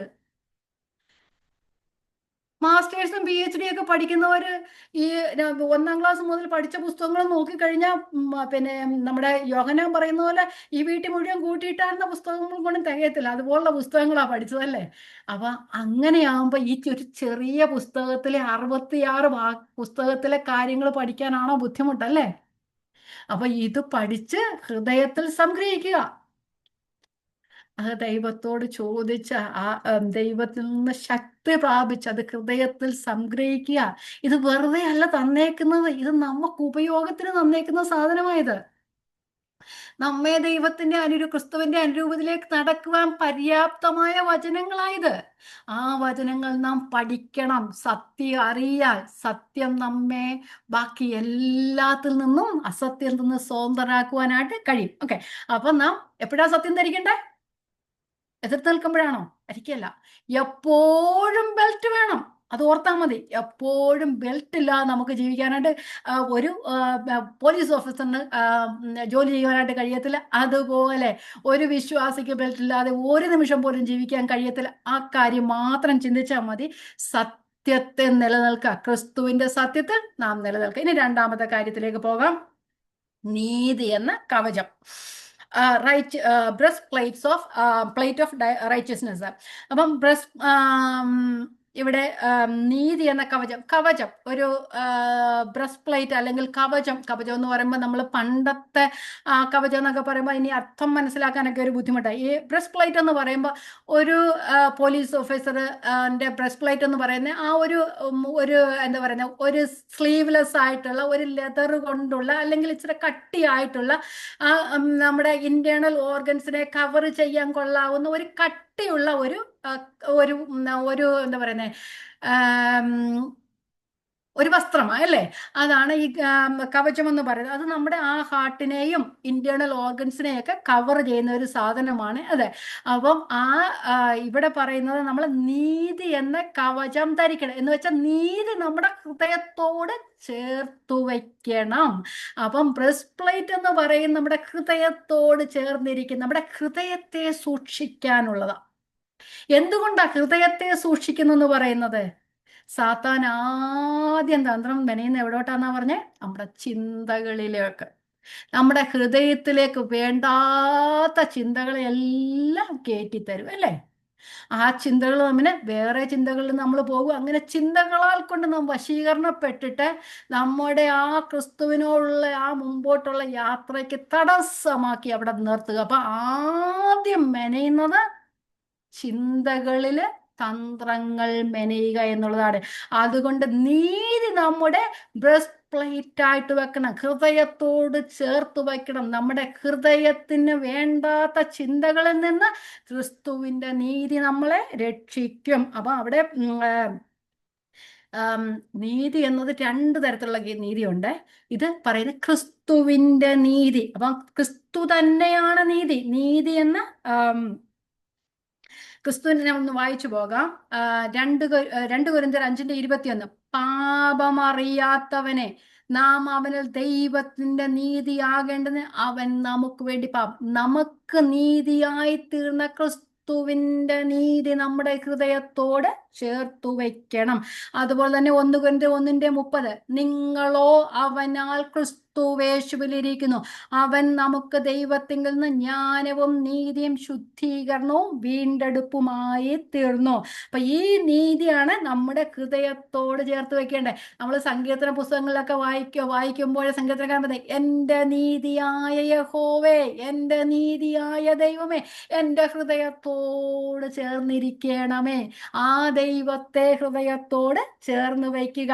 അപ്പൊ നമ്മളുടെ ദൈവത്തിന്റെ ആ വിശുദ്ധീകരണത്തിലേക്ക് പോകുവാനായിട്ട് നമ്മെ തടഞ്ഞു നിർത്തുന്ന, പോകാതിരിക്കാൻ വേണ്ടി നമ്മെ തടഞ്ഞു നിർത്തുന്ന ചിന്തകൾ നമ്മുടെ ഹൃദയത്തിൽ കൊണ്ടുവരുമ്പോൾ നാം അതിനോട് എതിർത്ത് നിൽക്കാൻ ദൈവികമായ ചിന്തകളെ നമ്മുടെ ഹൃദയത്തിൽ നിറയ്ക്കുക. അതാണ് ആ ചിന്തകൾ നിറഞ്ഞു വരുമ്പോൾ, അല്ലെങ്കിൽ ദൈവത്തിന്റെ വചനം നിറഞ്ഞു വരുമ്പോൾ നമ്മളുടെ ഹൃദയത്തിലെ വേണ്ടാത്ത ചിന്തകളെ അത് ഓടിപ്പോ. കാരണം ഇരുട്ട് ഉള്ളിടത്ത് വെളിച്ചമുള്ളിടത്ത് ഇരുട്ടിരിക്കത്തില്ല, അല്ലെ? വെളിച്ചം കൂടി വരുന്നതിനനുസരിച്ച് ഇരുട്ട് പൊയ്ക്കൊണ്ടേയിരിക്കും. അതുകൊണ്ട് വെളിച്ചം നമ്മുടെ ഹൃദയത്തിൽ വരണം. ആ നീതി നമ്മുടെ ഹൃദയത്തോട് നാം ചേർത്ത് വയ്ക്കുക. അപ്പം പിശാച് മോഹം ജനിപ്പിക്കും. ഈ മോഹങ്ങളല്ലേ നമ്മുടെ ചുറ്റും നോക്കിയാല് വേണ്ടുന്നതും വേണ്ടാത്ത സാധനങ്ങൾ മുഴുവൻ നമ്മൾ വാങ്ങിച്ചു കൂട്ടും, അല്ലേ? ഇപ്പൊ ആമസോൺ ഉണ്ടായിട്ട് എങ്ങോട്ടും പോകണ്ട, വിരൽത്തുമ്പിൽ തന്നെ ഉണ്ട്. മോഹം ജനിപ്പിച്ച നമ്മള് യാക്കോബിന്റെ പുസ്തകത്തിൽ പറയുന്ന പാപം മോഹത്തെ മോഹം ഗർഭം ധരിച്ച് പാപത്തെ പ്രസവിക്കുന്നു, പാപം ഗർഭം ധരിച്ച് മരണത്തെ പെറുന്നു, അല്ലെ? അപ്പൊ ഇത് ഈ മോഹം കൂടി വന്ന്, അല്ലെങ്കിൽ ഈ ആയുധങ്ങൾ എന്ത് ചിന്തകളാണ് പോട്ടെ, എന്ത് ചിന്തകളായാലും അത് നമ്മുടെ ഹൃദയത്തിലാണ്. ഈ ഒരു കാര്യം മോഹം വന്നു കഴിഞ്ഞാൽ അതിനെ നമുക്ക് അടക്കാൻ കഴിയില്ലെങ്കിൽ പിന്നെ നമ്മൾ അതിനെക്കുറിച്ച് പിന്നെയും കൂടുതൽ കാര്യങ്ങൾ വാങ്ങിച്ച് നമ്മുടെ ഹൃദയം ആ ലോകത്തിന്റെ ചിന്തകളിലേക്ക്, ക്രിസ്തുവിന്റെ ചിന്ത, നമ്മൾ കൊരിന്ത്യലേഖനത്തിൽ പറയുന്നുണ്ട്, വിവാഹം കഴിയാത്തവൻ കർത്താവിനെ എങ്ങനെ പ്രസാദിപ്പിക്കുമെന്ന് വെച്ചാൽ കർത്താവുള്ള ചിന്തിക്കും. വിവാഹം കഴിഞ്ഞവളും ഭർത്താവിനെ അല്ലെങ്കിൽ ഭാര്യയെ എങ്ങനെ പ്രസാദിക്കുന്നു ലോകത്തുള്ള ചിന്തിക്കുന്നു, അല്ലേ? അവൻ ലോകത്തിന്റെ ചിന്തകളിലേക്ക് നമ്മെ തിരിച്ചു പോകാതെ നാം ക്രിസ്തുവിന്റെ ചിന്തയിലേക്ക് നാം തിരിച്ചു വരണം. അതുകൊണ്ട് ആ ക്രിസ്തുവാണ് നമ്മുടെ നീതി. ക്രിസ്തുവിന്റെ നീതിയിലാണ് നാം സാത്താനോട് എതിർത്ത് നിൽക്കേണ്ടത്. ക്രിസ്തുവിന്റെ നീതിയിലാണ് നാം സാത്താനോട് എതിർത്ത് നിൽക്കേണ്ടത്. ഇത് ഞാൻ പറഞ്ഞ രണ്ട് വിധത്തിലുള്ള നീതിയുണ്ട്. ഒന്നാമത്തെ നീതി എന്ന് പറയുന്നത്, ഞാൻ ഇപ്പോൾ പറഞ്ഞ നീതി, വിശ്വാസത്താൽ നമുക്ക് ദൈവത്താൽ ലഭിക്കുന്ന നീതി. ഒന്നാമത്തത് വിശ്വാസത്താൽ നമുക്ക് ദൈവത്താൽ ലഭിക്കുന്ന നീതി. അപ്പൊ ഞാനത് റോമാലേഖനം 3:23, 24, 25, 26 വാക്യങ്ങൾ വായിക്കാം. അങ്ങനെയാണ് നമുക്ക് നീതി കിട്ടിയത്. ഒരു വ്യത്യാസവുമില്ല. എല്ലാവരും പാപം ചെയ്ത് ദൈവശേഷില്ലാത്തവരായി തീരുന്നു. നമ്മളെല്ലാവരും അവന്റെ കൃപയാൽ, ദൈവത്തിന്റെ കൃപയാൽ ക്രിസ്തുവേശുവിങ്കലെ വീണ്ടെടുപ്പ് മൂലം സൗജന്യമായത്രേ നാം നീതീകരിക്കപ്പെടുന്നത്. വെറുതെ നമുക്ക് കിട്ടിയതാ, അല്ലേ? സൗജന്യമായിട്ട് നമുക്ക് കിട്ടിയതാ. വിശ്വസിക്കുന്നവർക്ക് അവൻ തന്റെ രക്തം മൂലം പ്രായശ്ചിത്തമാകുവാൻ ദൈവം അവനെ പരസ്യമായി നിർത്തിയിരിക്കുന്നു. ദൈവം തന്റെ പൊറുമയിൽ, തന്റെ കരുണയിൽ നമ്മുടെ മുൻകഴിഞ്ഞ പാപങ്ങളെ ശിക്ഷിക്കാതെ വിടുക നിമിത്തം തന്റെ നീതിയെ പ്രദർശിപ്പാൻ താൻ നീതിമാനും യേശുവിൽ വിശ്വസിക്കാൻ നീതീകരിക്കുമാകേണ്ടതിന് ഇക്കാലത്ത് തന്നെ നീതി തന്നെ അങ്ങനെ ചെയ്തു. 5:1 റോമാലേഖനം 5:1 പറയുന്ന വിശ്വാസത്താൽ നീതീകരിക്കപ്പെട്ടിട്ട് നമുക്ക് നമ്മുടെ കർത്താവായ യേശു ക്രിസ്തുവിലെ ദൈവത്തോട് സമാധാനമുണ്ട്. ആ ദൈവത്തെങ്കിലേക്ക് നമുക്ക് പ്രവേശനം ലഭിച്ചിരിക്കുന്നു.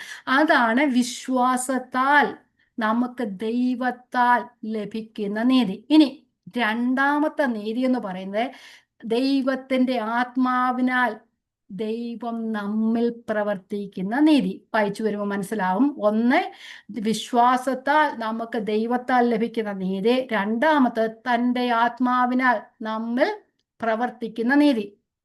8:4 റോമർ 8:4 ജഡത്തെ അല്ല ആത്മാവിനെ അത്രയനുസരിച്ച് നടക്കുന്ന നമ്മൾ ന്യായപ്രമാണത്തിന്റെ നീതി നിവർത്തിയാകേണ്ട തന്നെ. അപ്പം അങ്ങനെ പറഞ്ഞു വരുമ്പോൾ രണ്ട് തരത്തിൽ, ഒന്ന് പൊസിഷണലായിട്ടുള്ള റൈച്ചസ്നെസ്സും, രണ്ട് പ്രാക്ടിക്കലായിട്ടുള്ള റൈച്ചസ്നെസ്. ഈ പൊസിഷണൽ റൈച്ചസ്നെസ് നമുക്ക് ഓൾറെഡി കിട്ടിയതാണ്. ഈ പ്രാക്ടിക്കൽ റൈച്ചസ്നെസ് എന്ന് പറയുന്നത് നമുക്ക് ദൈനംദിന ജീവിതത്തിൽ നമുക്ക് നമ്മോട് കൂടെ പോകുന്നതാണ്. ക്രിസ്തുവിന്റെ നീതി നാം ജീവിതത്തിൽ പ്രയോഗിക്കുക. ക്രിസ്തുവിന്റെ നീതി നമുക്ക് പൊസിഷണലി അത് കിട്ടിയിരിക്കുകയാണ്. നാം ക്രിസ്തുവിൽ സകലത്തിലും സമ്പന്നരായിരിക്കുക, അല്ലെ? ക്രിസ്തുവിൽ നാം പരിപൂർണരായിരിക്കുക. ക്രിസ്തുവിന്റെ നീതി ഓൾറെഡി നമുക്ക് കിട്ടി. പക്ഷെ നാം ഓരോ ദിവസവും നീതി എന്ന കവചം ധരിക്കണം. ആ വിശ്വാസത്താൽ നീതീകരിക്കപ്പെട്ടു എന്ന വിശ്വാസത്താൽ നാം നീതിയോടെ ജീവിക്കേണ്ടവരാണ് എന്ന ചിന്ത നമ്മളെ എപ്പോഴും ഭരിക്കണം. ഒന്നുകൂടെ പറയാം, നാം വിശ്വാസത്താൽ നീതീകരിക്കപ്പെട്ടവരാകിയാൽ നാം നീതിയോടെ ജീവിക്കണമെന്ന ചിന്ത നമ്മോടുകൂടെ എപ്പോഴും ഉണ്ടായിരുന്നു. അത് രണ്ട് നീതി അവിടെ ഉൾപ്പെടുന്നു. വിശ്വാസാൽ നീതീകരിക്കപ്പെട്ട നീതി, അതുപോലെ തന്നെ നാം ദൈവാത്മാവിനാൽ എന്നും നീതിയോടെ ജീവിപ്പാൻ ഗലാത്യർ 5 പറയുന്ന നാം ആത്മാവിനാൽ ജീവിക്കുന്നുവെങ്കിൽ ആത്മാവിനെ അനുസരിച്ച് നടക്കുകയും ചെയ്യുക.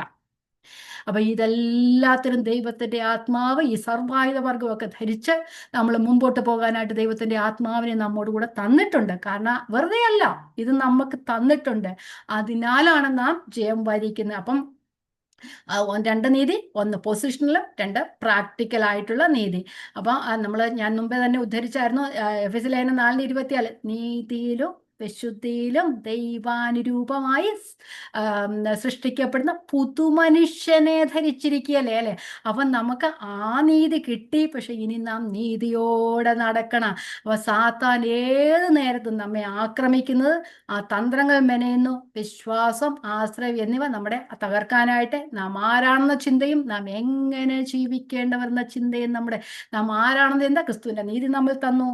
ആ നീതിയോടെ നാം ജീവിക്കേണ്ടതാണ്. ക്രിസ്തു ജീവിച്ചതുപോലെ നാം ജീവിക്കേണ്ടവരാണ്. അപ്പം നാം ആരാണെന്ന ചിന്തയും നാം എങ്ങനെ ആകേണ്ടവരാണ്, എങ്ങനെ ആണ് എന്ന ചിന്തയും നമ്മുടെ ഹൃദയത്തിൽ നമ്മെ ഭരിക്കുകയാണെങ്കിൽ മറ്റുള്ളതിലേക്കൊന്നും നമ്മുടെ മനസ്സ് പോകാതെ വണ്ണം ദൈവം നമ്മെ കാത്തുകൊള്ളുക. അപ്പൊ ഈ നാം ആരാണെന്നുള്ള ചിന്തയും നാം എങ്ങനെ ജീവിക്കേണ്ടവരാണ് എന്നുള്ള ചിന്തയും നമ്മെ ആ സാത്താന്റെ തന്ത്രങ്ങൾ മെനയിൽ നിന്ന് അതിന്റെ തന്ത്രങ്ങളിൽ നിന്ന് നമ്മെ ജയിക്കുവാനായിട്ട് കഴിയും. അപ്പം ദൈവത്തോടും മനുഷ്യരോടും കുറ്റമറ്റ മനസ്സാക്ഷി ഉണ്ടായിരിക്കുന്നവരായി നാം ജീവിക്കണം. വിശുദ്ധിയോടെയുള്ള ജീവിതം, നീതിയോടെ ജീവിതം എന്ന് പറഞ്ഞാൽ വിശുദ്ധിയോടെയുള്ള ജീവിതം നാം നയിക്കണം. യെശയ്യാവിന്റെ പുസ്തകത്തിലെ കർത്താവിനെ കുറിച്ച് ഇങ്ങനെ പറയുന്നുണ്ട്. വായിക്കാം. യെശയ്യാവ് 59:17 എടുക്കണ്ട, ഞാൻ പെട്ടെന്ന് വായിച്ചു. അവൻ നീതി ഒരു കവചം പോലെ ധരിച്ചെന്നാ പറയുന്നത്. നീതി ഒരു കവചം പോലെ എന്നെ ദൈവം രക്ഷിച്ചു, എന്നെ നീതിമാനായി അല്ലെങ്കിൽ നീതിമാനായി എന്നെ പ്രഖ്യാപിച്ചതാ അല്ലേ. ഞാൻ നീതിമാനാണ്, അല്ലെങ്കിൽ ഞാൻ നീതിയുള്ളവളാണ്, നീതി ലഭിച്ചവളാണ്. ആ നീതി ലഭിച്ചവൾ നീതിയോടെ ജീവിക്കണം. ക്രിസ്തുവിന്റെ നീതിയോടെ നാം ജീവിക്കണം. അപ്പം നാം ക്രിസ്തുവിനെ നീതിയായി നാം ധരിക്കുക. ക്രിസ്തുവിനെ നീതിയായി ധരിക്കുക. സത്യം എന്ന് പറഞ്ഞാൽ ദൈവവചന സത്യങ്ങളാണ്. നാം ക്രിസ്തുവിന്റെ സത്യം മുറുകെ പിടിക്കുന്ന ക്രിസ്തുവിനെ നാം ധരിക്കുക. ഇവിടെ നീതി എന്ന് പറയുന്നത് ക്രിസ്തുവാകുന്ന നീതി നമുക്ക് കിട്ടി. ആ നീതിയിൽ തന്നെ നാം മുമ്പോട്ട് പോവുക. നമുക്ക് അടുത്ത ഒന്നുകൂടെ മൂന്നാമത്തതും കൂടെ പഠിച്ചിട്ട് നമുക്ക് കുറച്ച് സമയം കൂടെ ഉണ്ടല്ലോ, നമുക്ക് അടുത്ത ക്ലാസ്സിൽ ബാക്കി പഠിക്കാം. ഇനി മൂന്നാമത്തെ കാര്യം എന്ന് പറയുന്നത് സമാധാന സുവിശേഷത്തിനായുള്ള ഒരുക്കം കാലിന് ചെരുപ്പാക്കണം. അപ്പൊ ഒരുങ്ങിയിരിക്കുക, എപ്പോഴും ഒരുങ്ങിയിരിക്കുക. നമുക്കൊരു യാത്രയുണ്ട്, നാം ഒരു യാത്രയിലാണ് എപ്പോഴും അല്ലേ. അപ്പൊ നാം എപ്പോഴും ഒരുങ്ങിയിരിക്കണം. ഇവിടെ പറഞ്ഞ shod with gospel of peace. എപ്പോഴും ഒരുങ്ങിയിരിക്കണം. എന്താ പറയുന്നത്, ഇവിടെ സമാധാന സുവിശേഷത്തിനാണ് ഒരുക്കം കാലിന് ചെരുപ്പാക്കണമെന്നാണ്. പടയാളിയുടെ അല്ലെങ്കിൽ ഒരു പോലീസ് ഓഫീസറിന്റെ അല്ലെങ്കിൽ ഒരു ബൂട്ടെന്ന് പറയുന്നത് അത് സ്പെഷ്യൽ ബൂട്ടാണ് അല്ലേ. നല്ല ഗ്രിപ്പ് കെട്ടി. അപ്പൊ അത് ഒരു ചിലതൊക്കെ നെയിലൊക്കെ ഉള്ളതായിരിക്കും. നല്ല യുദ്ധക്കളത്തിൽ പോരാടുന്നവരുടെയൊക്കെ നെയിലൊക്കെ ഉള്ളതായിരിക്കും ഗ്രിപ്പ് കിട്ടാൻ വേണ്ടിയിട്ട്. അപ്പം നാം സമാധാന സുവിശേഷത്തിനായുള്ള ഒരുക്കം കാലിന് ചെരുപ്പാക്കണം. നാം ഒരുക്കമുള്ളവരായിരിക്കും ആണ്, പതറിപ്പോകരുത്. അപ്പൊ നമ്മൾ മറ്റുള്ളവരോട് സുവിശേഷം പറയാനുള്ള ഒരുക്കത്തെ കുറിച്ചല്ല ഇത് പറയുന്നത്. അത് ചെയ്യണം, തീർച്ചയായും നാം അത് ചെയ്യണം. പക്ഷെ സാത്താനെതിരെ വിശ്വാസികളുടെ വിജയത്തിന്റെ ഒരു ഘടകം എന്ന് പറഞ്ഞാൽ അവിടെ സാക്ഷ്യവചനമാണ്. ഞാൻ ക്രിസ്തുവിൽ ആരാണ്, ഞാൻ ദൈവ പൈതലാണ് എന്നുള്ള സാക്ഷ്യം എനിക്കുണ്ടായിരിക്കുന്നത്. സാക്ഷ്യമുള്ളവളായി നാം ജീവിക്കണം. നമ്മൾ ഈ വെളിപ്പാട് പുസ്തകത്തിലെ 12-ാം അധ്യായം 11-ാം വാക്യത്തിൽ പറയുന്നുണ്ട്. വായിക്കാം. വെളിപ്പാട് പുസ്തകം 12:11. അവർ അവനെ കുഞ്ഞാടിന്റെ രക്തം ഹേതുവായിട്ടും തങ്ങളുടെ സാക്ഷ്യവചനം ഹേതുവായിട്ടും ജയിച്ചു, മരണപര്യന്തം തങ്ങളുടെ പ്രാണനെ സ്നേഹിച്ചില്ല. നമ്മുടെ സാക്ഷ്യം നമ്മുടെ ജീവിതമായിരിക്കണം. നാം സുവിശേഷത്താൽ വീണ്ടെടുക്കപ്പെട്ടവരാണ്, നാം സുവിശേഷത്താൽ ജീവിക്കേണ്ടവരും ആണ്. അപ്പൊ അങ്ങനെ നിന്നാൽ മാത്രമേ നാം സാക്ഷ്യമുള്ളവരായി, ചിലർ സാക്ഷ്യം പറയുന്നതിനോടല്ല ഞാൻ പറയുന്നത്, നമ്മുടെ ജീവിതം ഒരു സാക്ഷ്യമായിരിക്കണം. നാം ആരാണ് എന്നുള്ള രീതിയിൽ നാം ജീവിക്കണം. അതൊരു സാക്ഷ്യമാകണം. കാരണം നാം ദൈവമക്കളാണെന്ന് പറഞ്ഞിട്ടും നമുക്ക് ഇഷ്ടമുള്ളത് പോയി കഴിഞ്ഞാൽ സാത്താൻ അവിടോട്ട് ആ ലൂപ്പ് ഹോളിൽ കൂടെ ആ ഗ്യാപ്പിലൂടെ കയറി വരും. കാരണം നമ്മൾ ദൈവമക്കളായി തന്നെ നിലനിന്ന് കഴിഞ്ഞാല് ഒരു സാത്താനും നമ്മളെ എതിർക്കാനായിട്ട് ഒക്കത്തില്ല. നമ്മൾ ലോകത്തിന്റെ മക്കളാണെന്ന് നമുക്ക് ആ ചായ്വൊക്കെ ഉണ്ടെന്ന് എങ്ങനെങ്കിലും മനസ്സിലായി കഴിഞ്ഞാൽ നമ്മളെ ആ ചായ്വിലോട്ട് അങ്ങ് തിരിക്കും. അതുകൊണ്ട് നാം ആരാണ്? നാം വിശ്വാസത്താൽ അല്ലെ സുവിശേഷത്താൽ വചനത്താൽ വീണ്ടെടുക്കപ്പെട്ടവരാണ്.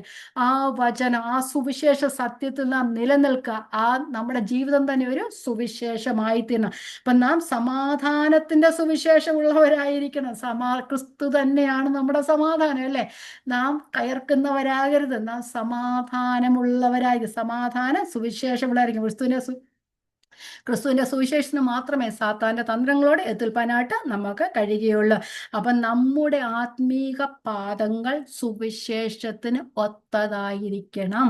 നമ്മളുടെ നടപ്പ്, ആത്മീയ പാദങ്ങൾ എന്ന് പറയുന്നത് നമ്മുടെ നടപ്പ് സുവിശേഷത്തിന് ഒത്തതായിരിക്കും. എനിക്കറിയത്തില്ല എത്രയൊക്കെ നിങ്ങൾക്കിത് മനസ്സിലാക്കാൻ കഴിയും. മനസ്സിലായില്ലെങ്കിൽ ഒന്നുകൂടെ കേൾക്കുക, റെക്കോർഡ് ചെയ്ത് ഒന്നുകൂടെ കേൾക്കുക. ഓരോ കാര്യങ്ങളും നമ്മൾ ഈ 6-ാം അധ്യായം വായിച്ചു പോയ രീതിയിലല്ല നമ്മൾ അകത്തോട്ട് ചെന്ന് അതിൻ്റെ ഓരോ കാര്യങ്ങളും മനസ്സിലാക്കുന്നത്. അപ്പം നമ്മളുടെ പാദങ്ങൾ, ആത്മീയ പാദങ്ങൾ സുവിശേഷത്തിന് യോഗ്യമായിരിക്കണം. പോൾ പറയുന്നു, ഞാൻ ആരെ വിശ്വസിച്ചിരിക്കുന്നു എന്നറിയുന്നു, അവൻ എൻ്റെ ആ ദിവസം വരെ സൂക്ഷിപ്പാൻ ശക്തനെന്ന് ഞാൻ ഉറച്ചുമിരിക്കുന്നു. നാം സുവിശേഷത്തെ മനസ്സിലാക്കണം, വിശ്വസിക്കണം, നാം സ്നേഹിക്കണം. അത് നമ്മുടെ ജീവിതത്തിൽ പ്രകടമാക്കണം. ക്രിസ്തു തന്നെയാണ് നമ്മുടെ സുവിശേഷം, ക്രിസ്തു തന്നെയാണ് നമ്മുടെ സമാധാനം. എഫേസ്യർ 2:14 പറയുന്നു, അവൻ നമ്മുടെ സമാധാനം. അതുപോലെ തന്നെ എഫേസ്യർ 3:8 ഇങ്ങനെ പറയുന്നു, ജാതികളോട് ക്രിസ്തുവിന്റെ അപ്രമേയ ധനം, അതാണ് സുവിശേഷം, അല്ലേ? ആ ജാതികളോട് ക്രിസ്തുവിന്റെ അതാണ് സുവിശേഷം. ക്രിസ്തുവാണ് സുവിശേഷം. ആ ക്രിസ്തുവിന്റെ അപ്രമേയ ധനമാണ് സുവിശേഷം. ആ സുവിശേഷ സത്യങ്ങളാണ് സുവിശേഷം, അല്ലേ? ആ വചനത്താലാണ് നാം രക്ഷിക്കപ്പെട്ടത്. അപ്പൊ നാം സുവിശേഷ സമാധാനം കാലും ചെരുപ്പാക്കുന്നതുകൊണ്ട് നാം ക്രിസ്തുവിനെ തന്നെ ധരിച്ചുകൊണ്ട് മുമ്പോട്ട് പോവുക. നമ്മൾ റോമാലേഖനം 10:15 പറയുന്നത്, നന്മ സുവിശേഷിക്കുന്നവരുടെ കാൽ എത്ര മനോഹരം എന്ന് എഴുതിയേക്കുന്നല്ലേ. സുവിശേഷ സത്യത്തിൽ നിലനിൽക്കുന്നവരുടെ കാൽ എത്ര മനോഹരം. ചെളിയിൽ ചവിട്ടിയിരുന്നാലും വൃത്തിയാക്കാത്ത കാലാണേലും പക്ഷെ സുവിശേഷ സത്യത്തിൽ നിലനിൽക്കുന്നത് മനോഹരമാണ്. ദൈവത്തിന്റെ ദൃഷ്ടിയിൽ അത് മനോഹരമാണ്. മനുഷ്യന്റെ ദൃഷ്ടിയിൽ ചിലപ്പം കൊള്ളാത്തതായിരിക്കാം, പക്ഷെ ദൈവത്തിന്റെ ദൃഷ്ടിയിൽ അത് മനോഹരമാണ്. അപ്പം ക്രിസ്തുവിനെ ധരിക്കണം.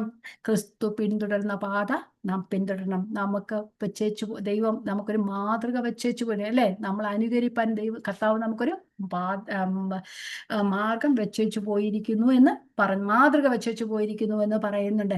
അപ്പൊ നാം സമാധാന സുവിശേഷ ഒരുക്കം കാലിന് ചെരുപ്പാക്കിയും അത് ഒരുങ്ങി നാം നിൽക്കണം. നാം ആരാണെന്ന് ലോകം കാണണം. നമ്മുടെ സാക്ഷ്യമായിരിക്കണം, നമ്മുടെ സുവിശേഷമായിരിക്കണം നമ്മുടെ സാക്ഷ്യം എന്ന് പറഞ്ഞത്. ഞാൻ ആരെ വിശ്വസിച്ചിരിക്കുന്നു, ആരെ വിശ്വസിക്കുന്നെങ്കിൽ ഞാൻ ലോകത്തെ വിശ്വസിക്കുന്നതല്ല, ഞാൻ ദൈവത്തെ വിശ്വസിക്കുന്നു. അത് എന്നിൽ കാണണം, ഞാൻ അതിൽ ഉറച്ചു നിൽക്കണം. അപ്പം നമ്മൾ ആദ്യം പറഞ്ഞത് സത്യം എപ്പോഴും നാം ധരിച്ചുകൊണ്ടിരിക്കണം, നീതി നാം എപ്പോഴും നാം ധരിച്ചുകൊണ്ടിരിക്കണം, സമാധാന സുവിശേഷമായുള്ള ഒരുക്കം നാം കാലിന് ചെരുപ്പാക്കിയും ഇരിക്കണം. നമ്മുടെ ജീവിതത്തിന്റെ എല്ലാ മേഖലകളിലും ക്രിസ്തുവിനെ ധരിക്കുക. സത്യം, നീതി, സുവിശേഷം എന്നിവയിൽ നാം നിലനിൽക്കുക. അങ്ങനെ ആയാൽ മാത്രമേ നമുക്ക് സാത്താന്റെ തന്ത്രങ്ങളെ എതിർപ്പാൻ കഴിയുകയുള്ളൂ. ക്രിസ്തുവിനെ നാം ധരിച്ചു മുമ്പോട്ട് പോകുക.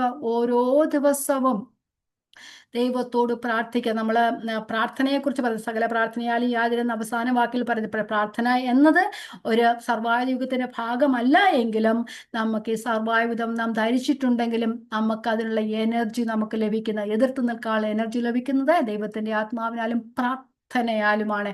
അതുകൊണ്ട് നാം ദൈവത്തോട് എപ്പോഴും പ്രാർത്ഥിക്കണം. നാം ആത്മാവിൽ മുന്നേറണം, വിശ്വാസത്തിൽ മുന്നേറണം, സത്യവചനം മനസ്സിലാക്കണം, പഠിക്കണം, അതിൽ നിലനിൽക്കണം. സത്യം അറിഞ്ഞാൽ മാത്രമേ നമ്മൾ ആ അസത്യത്തിൽ നിന്ന് സ്വതന്ത്രരാകുവാനായിട്ട് കഴിയത്തുള്ളൂ. സാത്താന്റെ അധികാരത്തിൽ, ഇരുട്ടിന്റെ അധികാരത്തിൽ നമ്മെ വിടുവെച്ച് സ്നേഹസ്വരൂപനായ പുത്രന്റെ രാജ്യത്തിലാക്കി വെച്ച പിതാവിനെ എപ്പോഴും സ്തോത്രം ചെയ്യുന്നവരായിരിക്കണം. നമ്മെ സ്നേഹിച്ച് നമ്മെ ദുഷ്ടന്റെ ആ നാശകരമായ നരകത്തിൽ നിന്ന് എന്നേക്കുമുള്ള മരണത്തിൽ നമ്മെ വിടുവിച്ച് നിത്യരാജ്യത്തിലേക്ക് നമ്മെ ആക്കി തീർത്തതാണല്ലേ. സത്യം പിന്തുടർന്ന് അവസാനം വരെ നിലനിൽക്കാൻ ദൈവവചനങ്ങളാൽ നമ്മെ അനുഗ്രഹിക്കട്ടെ. ദൈവത്തിന്റെ നാമം വാഴ്ത്തപ്പെടുമാറാകട്ടെ. ദൈവത്തിന് സ്തോത്രം.